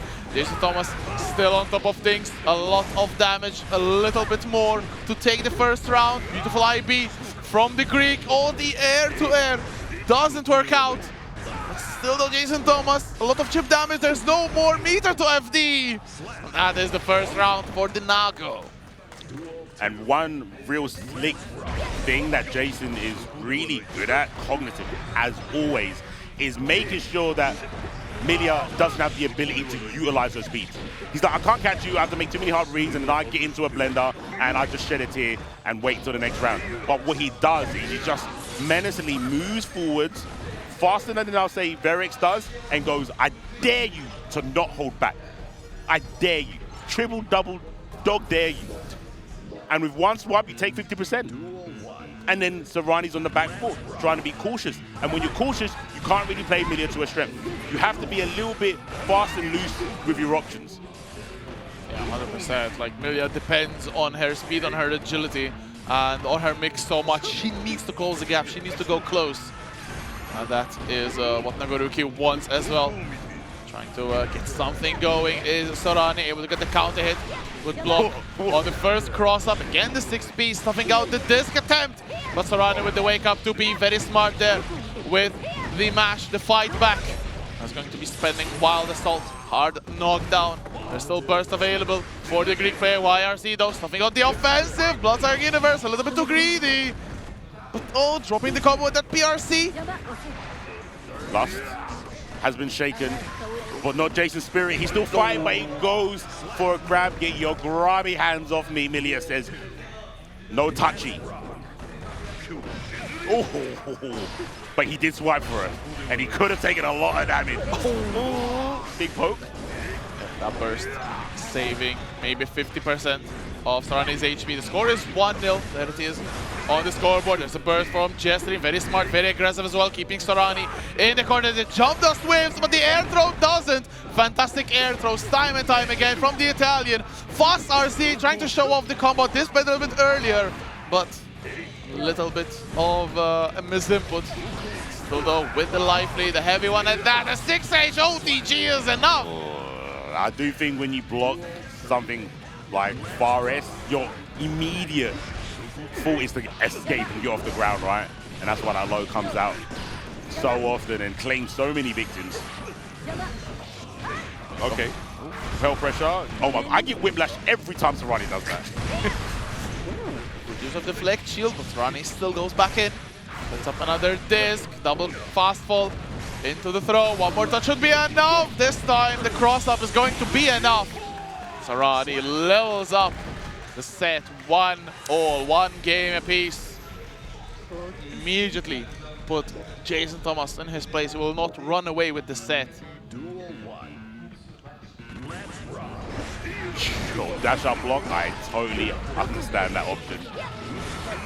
Burst on both sides gone, building up ever so slowly. I feel Milia might need it a little bit more in this situation, this early on in the match, than Nago does, just because, you know, Nago can take a couple of hits. Yeah, a very, very tanky character. Third disc with block on the low, block the bad moon as well, but the fast RC catching Jestrim off guard. The damage in the corner, not going to be dead. Charge dust to break the wall, no other resources available. So has to settle for a soft knockdown. The run-up throw though. Jason Thomas knows it perfectly. There's 2 bars of tension to K2D, confirm it to Super. The wall break will also be close. And also the round will be very, very close. The next interaction may as well decide it. YRC gets baited, finishes off with a bite as well. The awareness, observation. Man, it's omnipresent right now. Jason Thomas gets hit by the Capel though, and immediate 6P. Catches the backdash as well. Jason Thomas with the aggressive actions. Oh my god, the close dash pressure as well. Sarani still not taking, still trying to not take. There's the burst use. Jason Thomas not baiting it, but it's still a huge life lead. Oh, he also Sarani's deferred. Oh. Sure if that was a delay maybe on the attack from Sarani. Charge dust. Once again, no resources. Jason Thomas, very low on HP. The 2S counter hit the 5H. Mistimed! Yo. Oh, but there's right. the Blood Rage. Sarani will definitely take it. The burst a long way from returning. Jestrim has to concede the loss. And once again, we are tied. 1 game apiece, 1 round apiece. Very important round. And Sarani kicks things off very well, forcing the burst from Jason. Catching the back dash with the close test there. Umit. Showing all the normals there. All the... I feel like Jason was going for an air throw. Wow, the block on the 2-8. But close test claiming another victim. Both of these characters are close test fiends. Gotta be careful. Milia's hitting twice. A little bit easy to confirm, but even on block, has the option to go for a high-low. Uh-oh. This might be ugly, not enough to kill, but the Fukio forward, 5D. Roman cancel, and then Jason Thomas able to finish things off. It is 2-1, the Italian. 1 more game to give us a Nagoriyuki mirror. The clash of styles that we've talked about so much may be even a reality on screen as the big burst against the far slash count hit for Sarani. No momentum will be enjoyed by the Greek so far. 6P trading off with Sarani, but still the Greek charging on and able to get the wall break. Yeah, counting confirms. Getting quite a chunk considering, oh, the bad moon gets blocked, but the crown from the dust does not. Goes low after the RC. IED Capel, bad moon, naughty moon. I love the fact that Serrani went, oh, you blocked that one, try and block this one. Eventually, you're going to crouch block, and you're going to feel sad about life.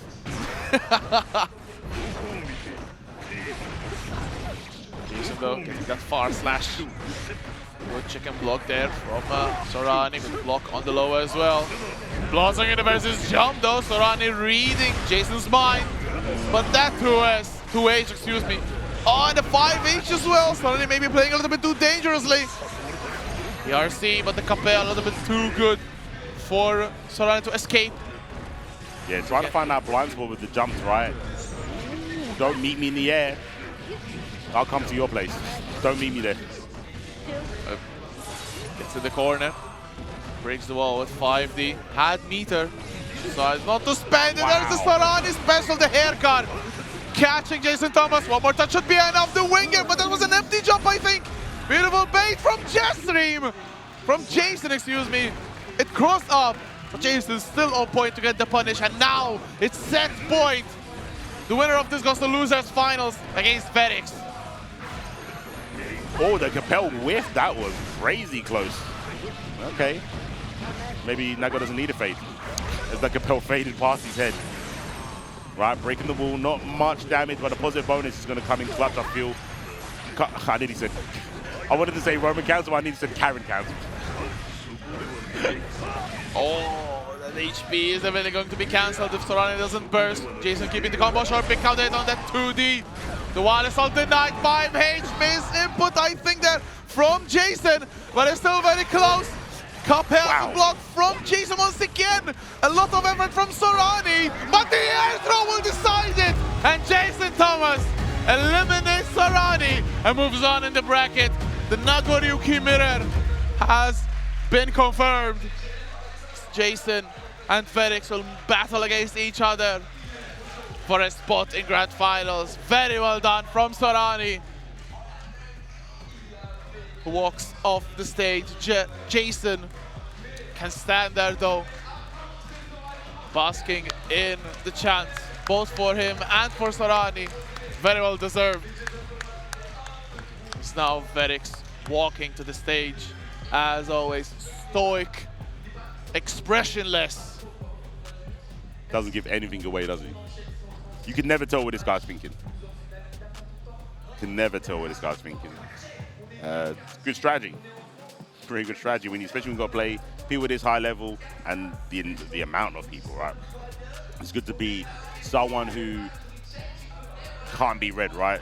Obviously, in games, you don't want to have a pattern, so being unorthodox is a skill within itself and a perk for that player. But yeah, just having Verix, unless you speak to him. If you speak to him, he's very willing to express his emotions and tell you how he's feeling, if he's nervous, if he's excited, if he's feeling confident. But yeah, just from his face alone, it's really, really hard to tell. But yeah, I definitely want to give up to Serrani. I think they definitely established themselves with the character on the map as well. Hopefully we get to see her a lot more, because her skill would be wasted if she doesn't get to go to some tournaments outside of Europe, for sure.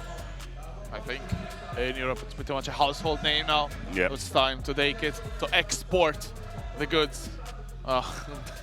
Jason with the thumbs up and showing off a little bit the eyebrow raise. So as relaxed as ever. Verix even teasing a smile, as this is the losers finals. Verix and Jason Thomas, Nagoryuki mirror. The calm and collected against the storm. Actually, Spirit, I'm surprised that Jason did want to go for the mirror, because like we said, he has a Rolodex on his roster of characters to pick in tournament and be successful with.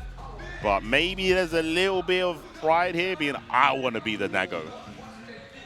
Yeah, I think that is definitely something to boost Jason Thomas' selection for Nagoryuki once again, but Verix is the one to start things off, forcing the burst from Jason, but that's already a 50% life lead.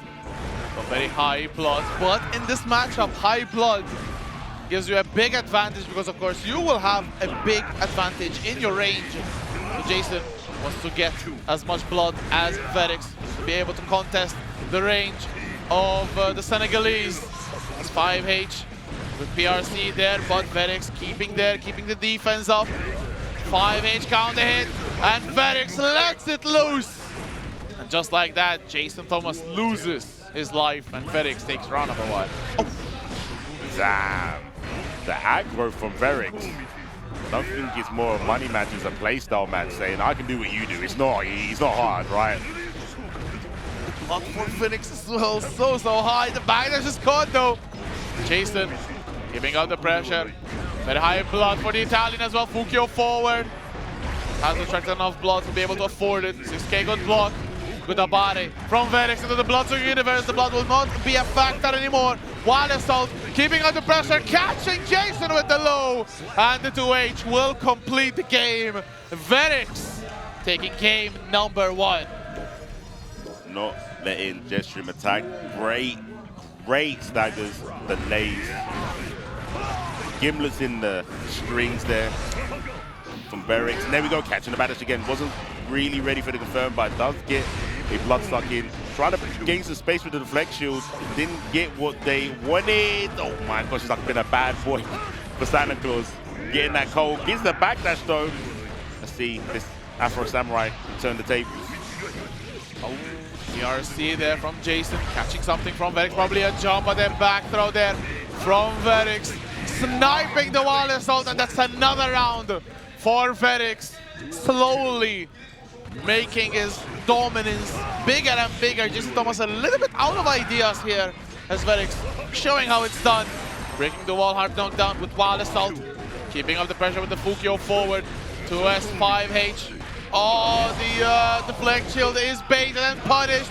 Not enough to kill, but the 6H will be massive damage. Jason Thomas 1 throw away from death. Still fighting though, the Blood Rage.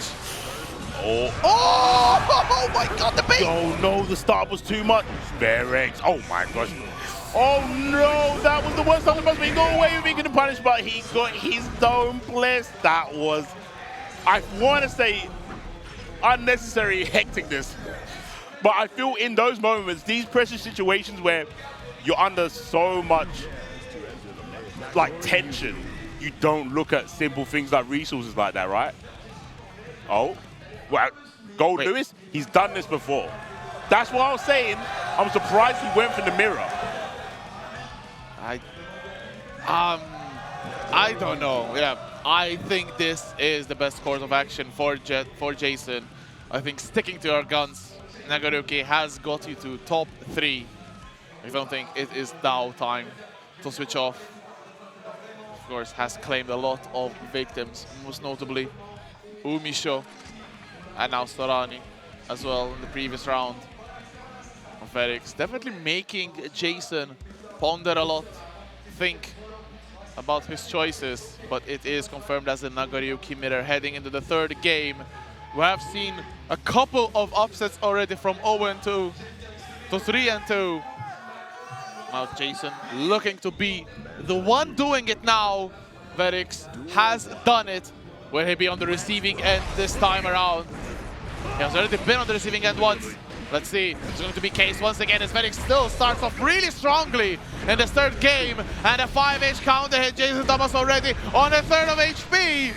Smothering. Verix will not let this man out as he gets hit by the overhead. Verix is on a tear. Jason, he's not looking long for this role. He's got one more shot. I don't want to see him walk down the 8 Mile alone though. Goes for the low. Doesn't go for the overhead there. Seeing, waiting, scheming to see Verix's reaction to his strings. And he swings back. He's got 2 games in hand, so that's going to alter the options that he normally goes for. So I think Jason needs to go all out. Show him your offense. Don't wait for him to find a solution. Oh, 5H beating Verix, don't start up. That was clean. Played 6H from Verix, Wild Assault on hit. So can extend it a little bit more. There is meter available for Jason. That's the YRC, a little bit scary. Getting some chip damage, getting some blood back. Stare down. Look at the blood, Red. Look at the blood. Oh, Jason is gonna pop. Oh no, that is going to be it. Bloodsucking Universe. Fast Roman cancel. And Verix making it fast, making it efficient, and also making it into grand finals. on the loser side has a monumental opponent like Tiger Pop, a very strong character in Happy Chaos, and the losers bracket, all to defeat. But Verix making very quick work of Jason Thomas. Jason has to settle for third place, but man, when Verix turns it up, he turns it up. He is him right now, and not who I expected him to be. Like we said at the beginning of this tournament, that Nago wins face, that's him, stoic, ice cold, stern, solid focus when he goes into games.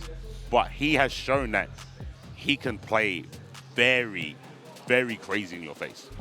Very, very crazy. We are so used to, I remember even at Evo saying, this guy will just walk up to you and do close S. He won't dash, he won't Fukyo, none of that. He'll do jump heavy every now and again, but he is so in a flow state where it's like, I know you're so scared of me, I can just stroll to you. I don't need a run as a big body, I'll just stroll up to you. And you're so scared of all my other buttons, I'm gonna get this close S you. But when we saw him play against, I think everyone past his first match in Sarani, he's been going really, I don't want to say crazy, but more unorthodox. He's not really focused as much on the mids, maybe because he doesn't have to anymore since Season 3. Or it might be that he played a Suku and he's like, oh, I like pressing buttons. Let me just press stuff. I don't know. I'll have to ask him later. Found the devil within, as we will have our grand finals player walking up to the stage. The first one, the player.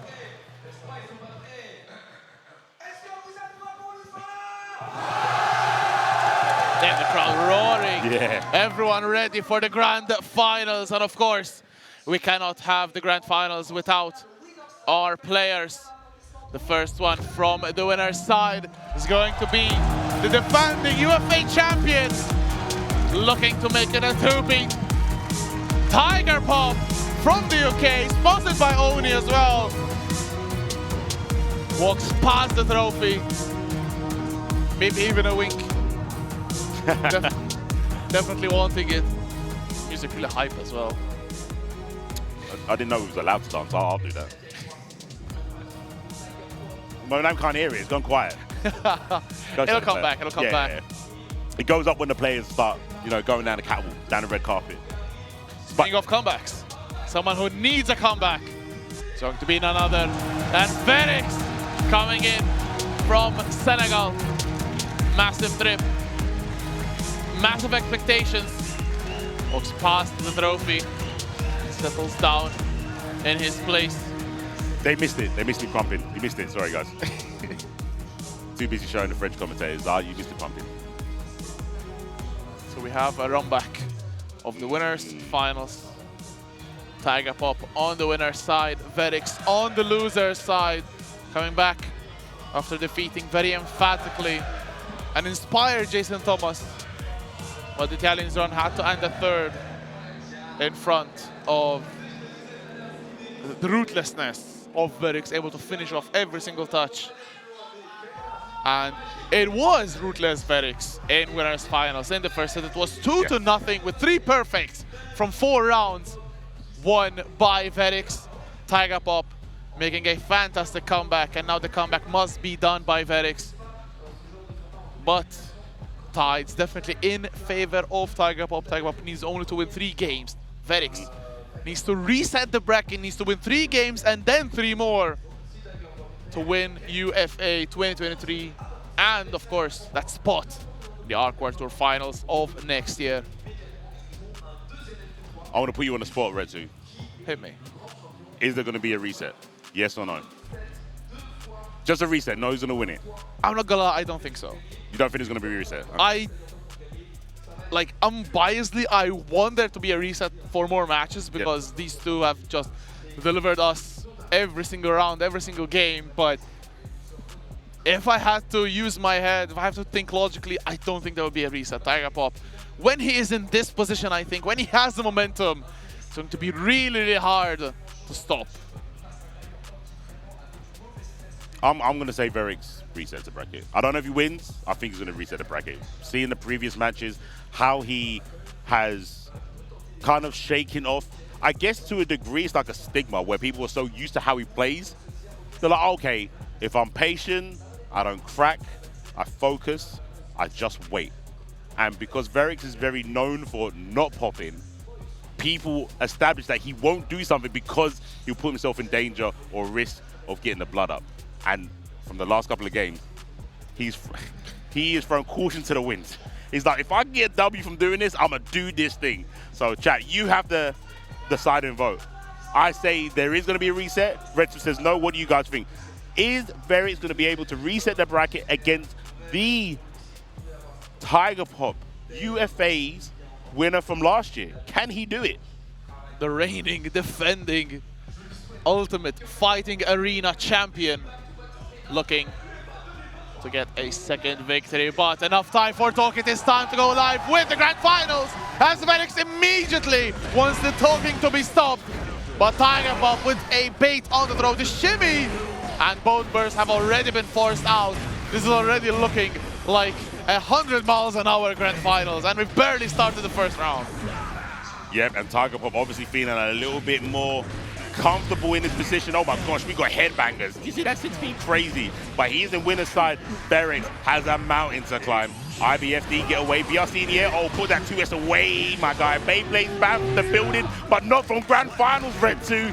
I'm telling you, Verix is looking kind of vexed right now, and he is taking his anger out on our guy Tiger Pop. Get out of the skies, please. In the corner. Oh my god, the far slash stuff. No punch for you, 6H getting the wall stick, super. Here it comes.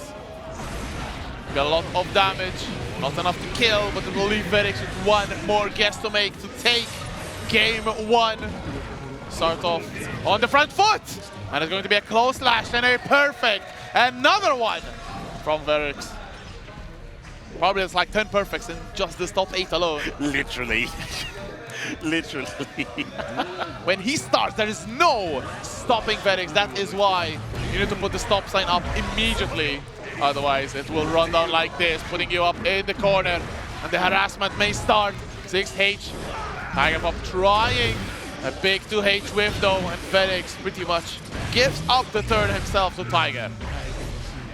Goes for the water stool. The knockdown is the hard variety, and he goes in for another one, crosses up. The circus tune is playing in his mind, and he is trying to drum it into Verix as the hands go up. Deus Ex Machina. But there's a burst here on Verix's side. Tiger Pop trying to bait it, and it did not work, and he got himself hit for it. Now, what's the plan? Get bit, smoochies, we're gonna get hickeys. As he gets out of the corner, there's the RC, keeping it simple, looking for the burst. It doesn't appear. There it is. I lied. Jump scare, gets clipped out of the skies. Blood's rising in. Another time, he gets clipped out of the skies with that.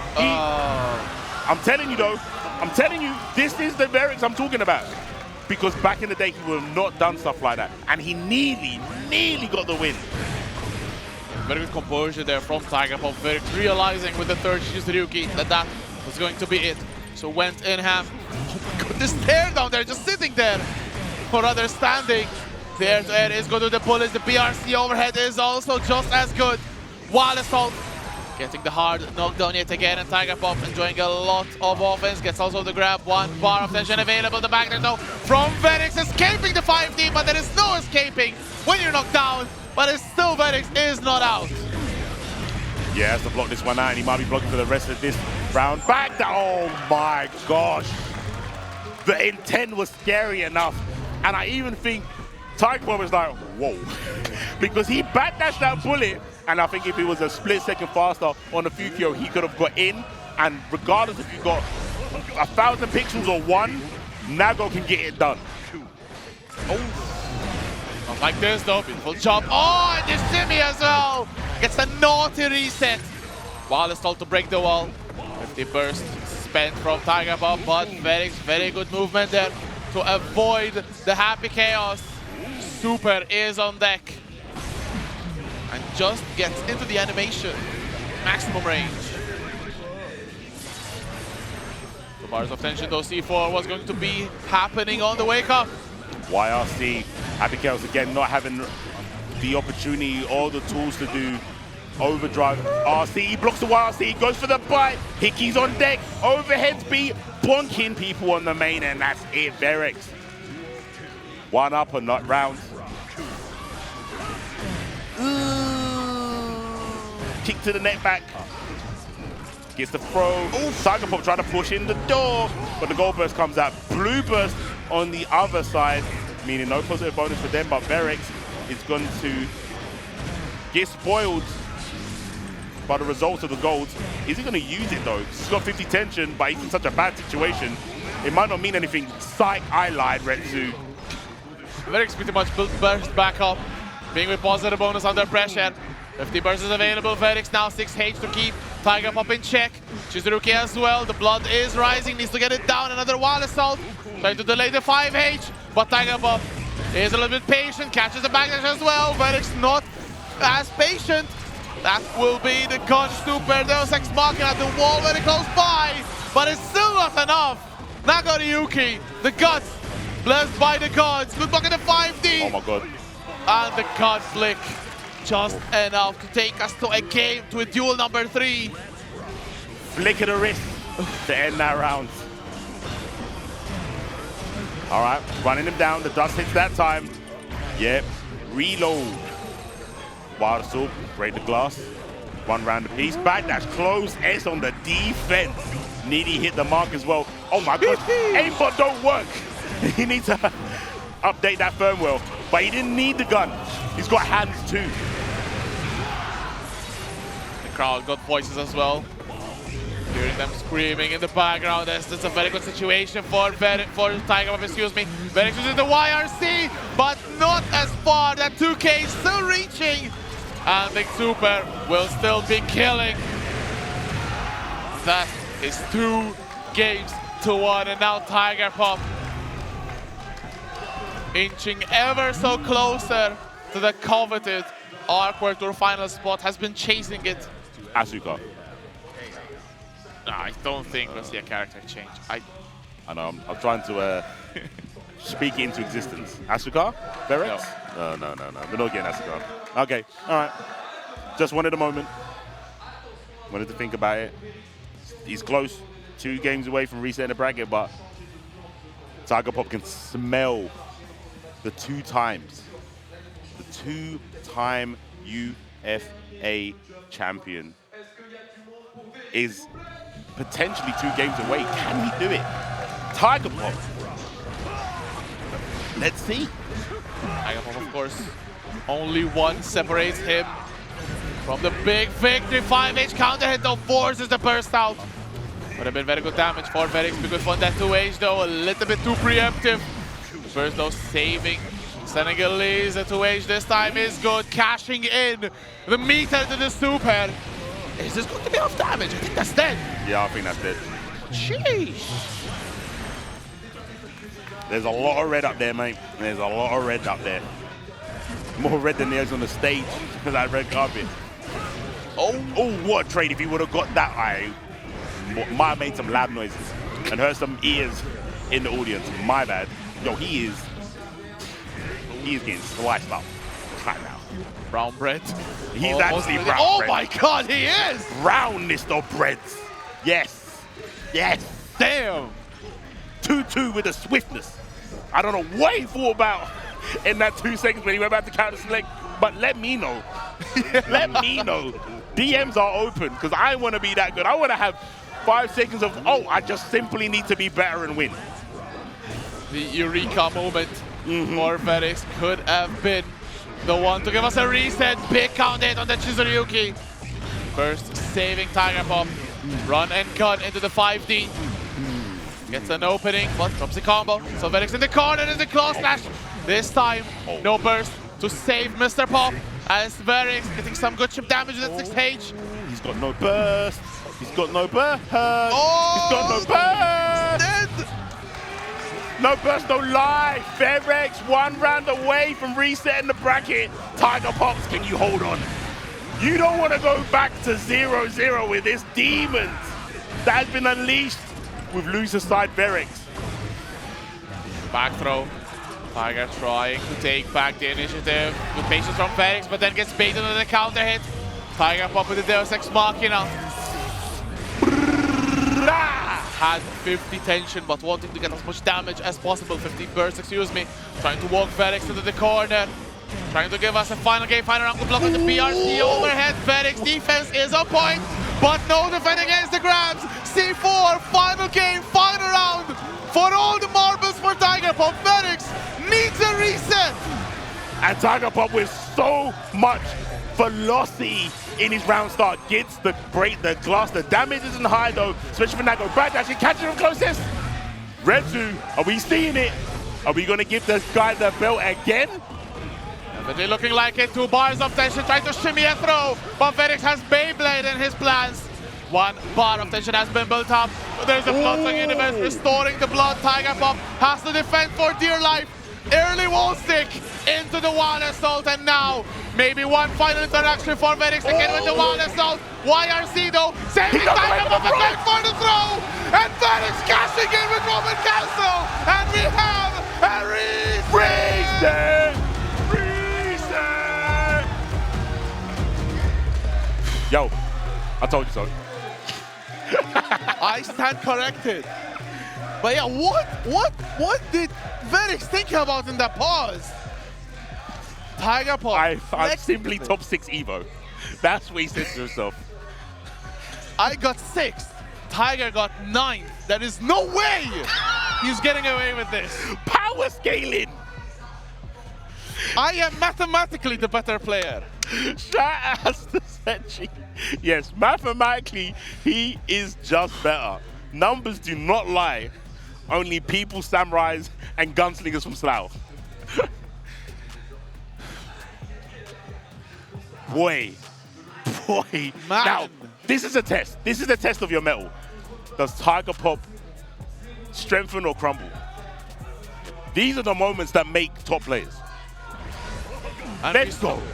We saw Verix come back from that moment. We saw Tiger Pop get a 3-game comeback in winners finals, and now Verix was the one who made the comeback. Is Tiger Pop strong enough to come back from this? A very good start in our recent grand finals.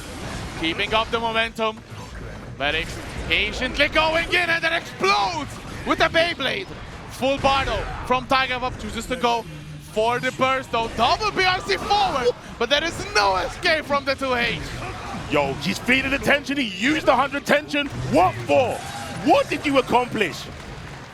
Don't scratch. Do not scratch that beard. Stay calm, collected, and stick to the plan, because Verix can smell. He can sense. It's palpable right now, your fear. And I get it, my dude. This is Verix's Nago, but you have to keep composed. Back to the wall, stabbed in the heart. The clown is down, and Verix is one up with another perfect to add to the record. Tiger Pop, maybe you need to go back to character select. Think about it, my dude. I don't want to see you go down like this. I want to see close games, but I don't want to see anyone get 3-0'd after having such an amazing run. This is a rough spot for Tiger Pop. And I like what I'm seeing here. Tiger Pop definitely taking his time. The crowd popping off. All for Tiger Pop though. There is no instance of Verix's name being announced, but it may not matter, as maybe Verix's name will be announced at the end. No, you're right. Real quick, everyone in chat, shout out to Senegal. If you're from Senegal, let your guy know. He can't see the chat, but I'll pass it on to him. I swear. Give Verix your energy if you want him to win, and he needs it real quick, because the chants, like you said, are for Tiger Pop right now. Get the bite, win the fight. No games get blessed. Verix is in. Verix is in the zone. Tiger Pop has left it for a bit. The past 3 games have all been Verix. 6H chip damage. Maybe Tiger now trying to play around that 2H that has been so good for Verix, keeping Tiger in check. Now Tiger blessing those ankles. Gets also the back throw. Leveling up the life lead and then taking over. Back in the net, getting kicked in by man like Tiger Pop. Gets a throw, runs up on him, close there, hits the mark, don't even counter hit. Damn, what a take. Why are you being comboed to take? That's insane. Big 2S. My bad, did he say? It looked like he said my bad. Leg shield, not really very helpful down the road. Gets sniped by the 6H and the backdash. Tiger Pop pressing a little bit too much on the backdash button. Getting caught up so many times. There's the best from Verix to not get comboed again. As there's still Tiger Pop with the running gun, having Verix in the corner. The blood a little bit high. And Tiger Pop gets the life lead, looking to equalize the set. Verix has been on a 3-game streak. Oh, the PRC to keep yourself safe. He is sont when it comes to this character. Artisan of the arts. But here we go. Oh, the throw! And the 6-8! And Verix! One more game! There is no way! A 5D caught in the startup. Tiger Pop looks to the heavens, wants inspiration, but Verix is having a bad day and he wants someone to unleash the rage on, and Tiger Pop has the target on his head. Tiger looking for something, somewhere. I'm telling you, Verix is an erudite of this matchup. He had to be. He stuck with his character from day one. Yes, people didn't like him, but when it came to Happy Chaos and people saying it's so hard to get in, he went, you know what, I still don't have mobility, but I'll find a way. I'll get an answer. It's paying off. Red2, he was down so many games at 2-0 and brought it back to 3-2. At least 3 matches this whole tournament, including yesterday and the team tournament. He is here. 2 games up. Tiger Pop, the bracket has been reset against him. Has he lost the momentum? We're going to find out, because this could be the last game of UFA 2023. Oh, okay. Getting the blood rage, but not getting punished because that was the wall stick. What a punish on the 2S is going to be on time. No, Verix recovering just in time. Still though, some chip damage has been done. The blood rage has also had its effect. Tiger Pop gets the hard knockdown with Wild Assault. Still hoping, still wanting something. The PRC from Verix was going to work out. The Red Robin cancel from Tiger just to get the reload, but there are no bullets in the chamber. There is the reload in Verix's face. And then kicking of the shins, and Tiger Pop is still there.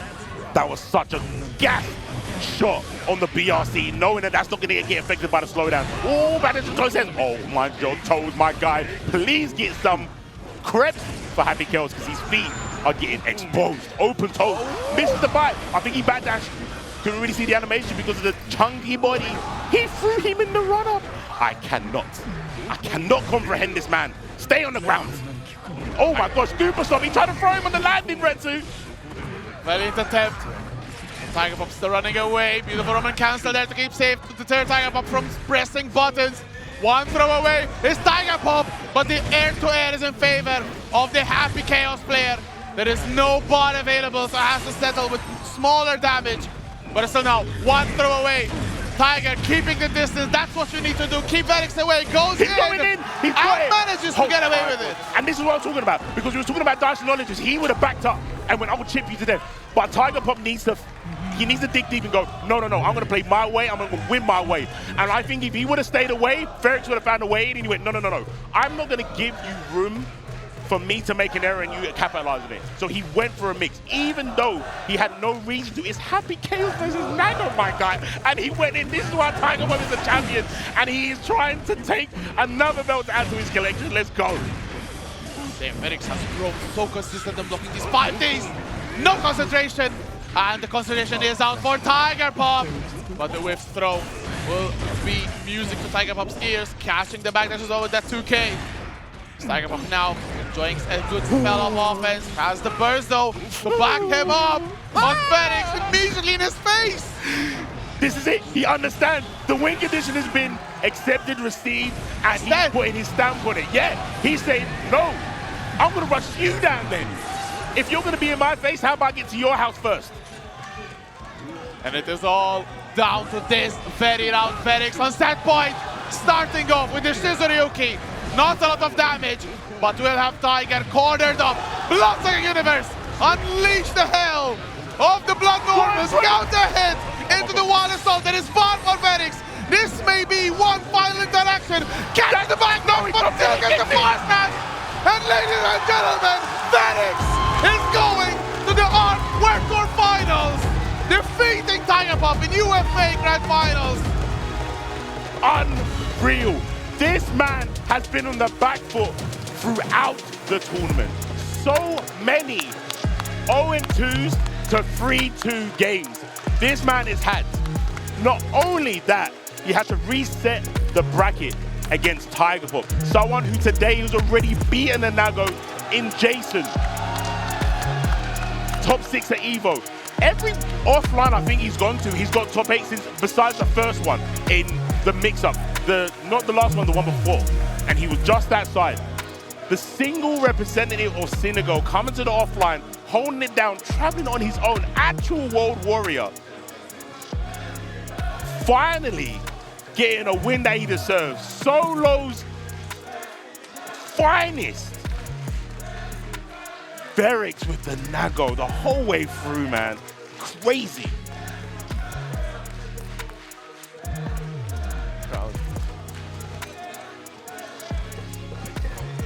Crowd now popping off, both for Verix and for Tiger Pop. So of course, sick sign of sportsmanship as we are getting our top 8 of UFA 2023 all on the stage for the award ceremony, the medals. Verix has already gotten a small taste of the trophy, lifting it up in the sky. Now is going to be waiting eagerly.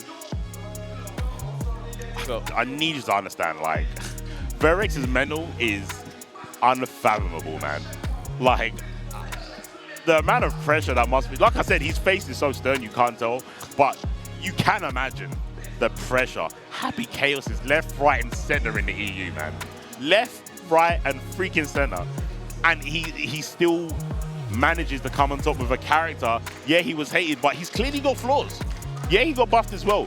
But when it comes to mobility being the name of the game, especially when you're against a character that can zone you so well and guard rush you, that's insane to be this consistent, like I said. But we also have to give the medals to the competitors that made top 8, and there are many of them that are on their day could have won it, right? 100%. I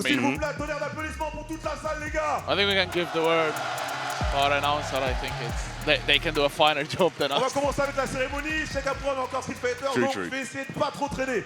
On va commencer directement tout à gauche. Ça devient tout droit des États-Unis. Tonnerre d'applaudissements pour Umicho.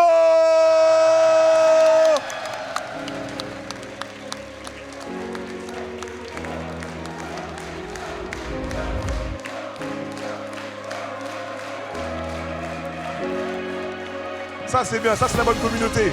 Derrière, on enchaîne avec l'Espagne. On applaudit pour Crema, s'il vous plaît. Damn, the Spain contingency definitely came out for Crema.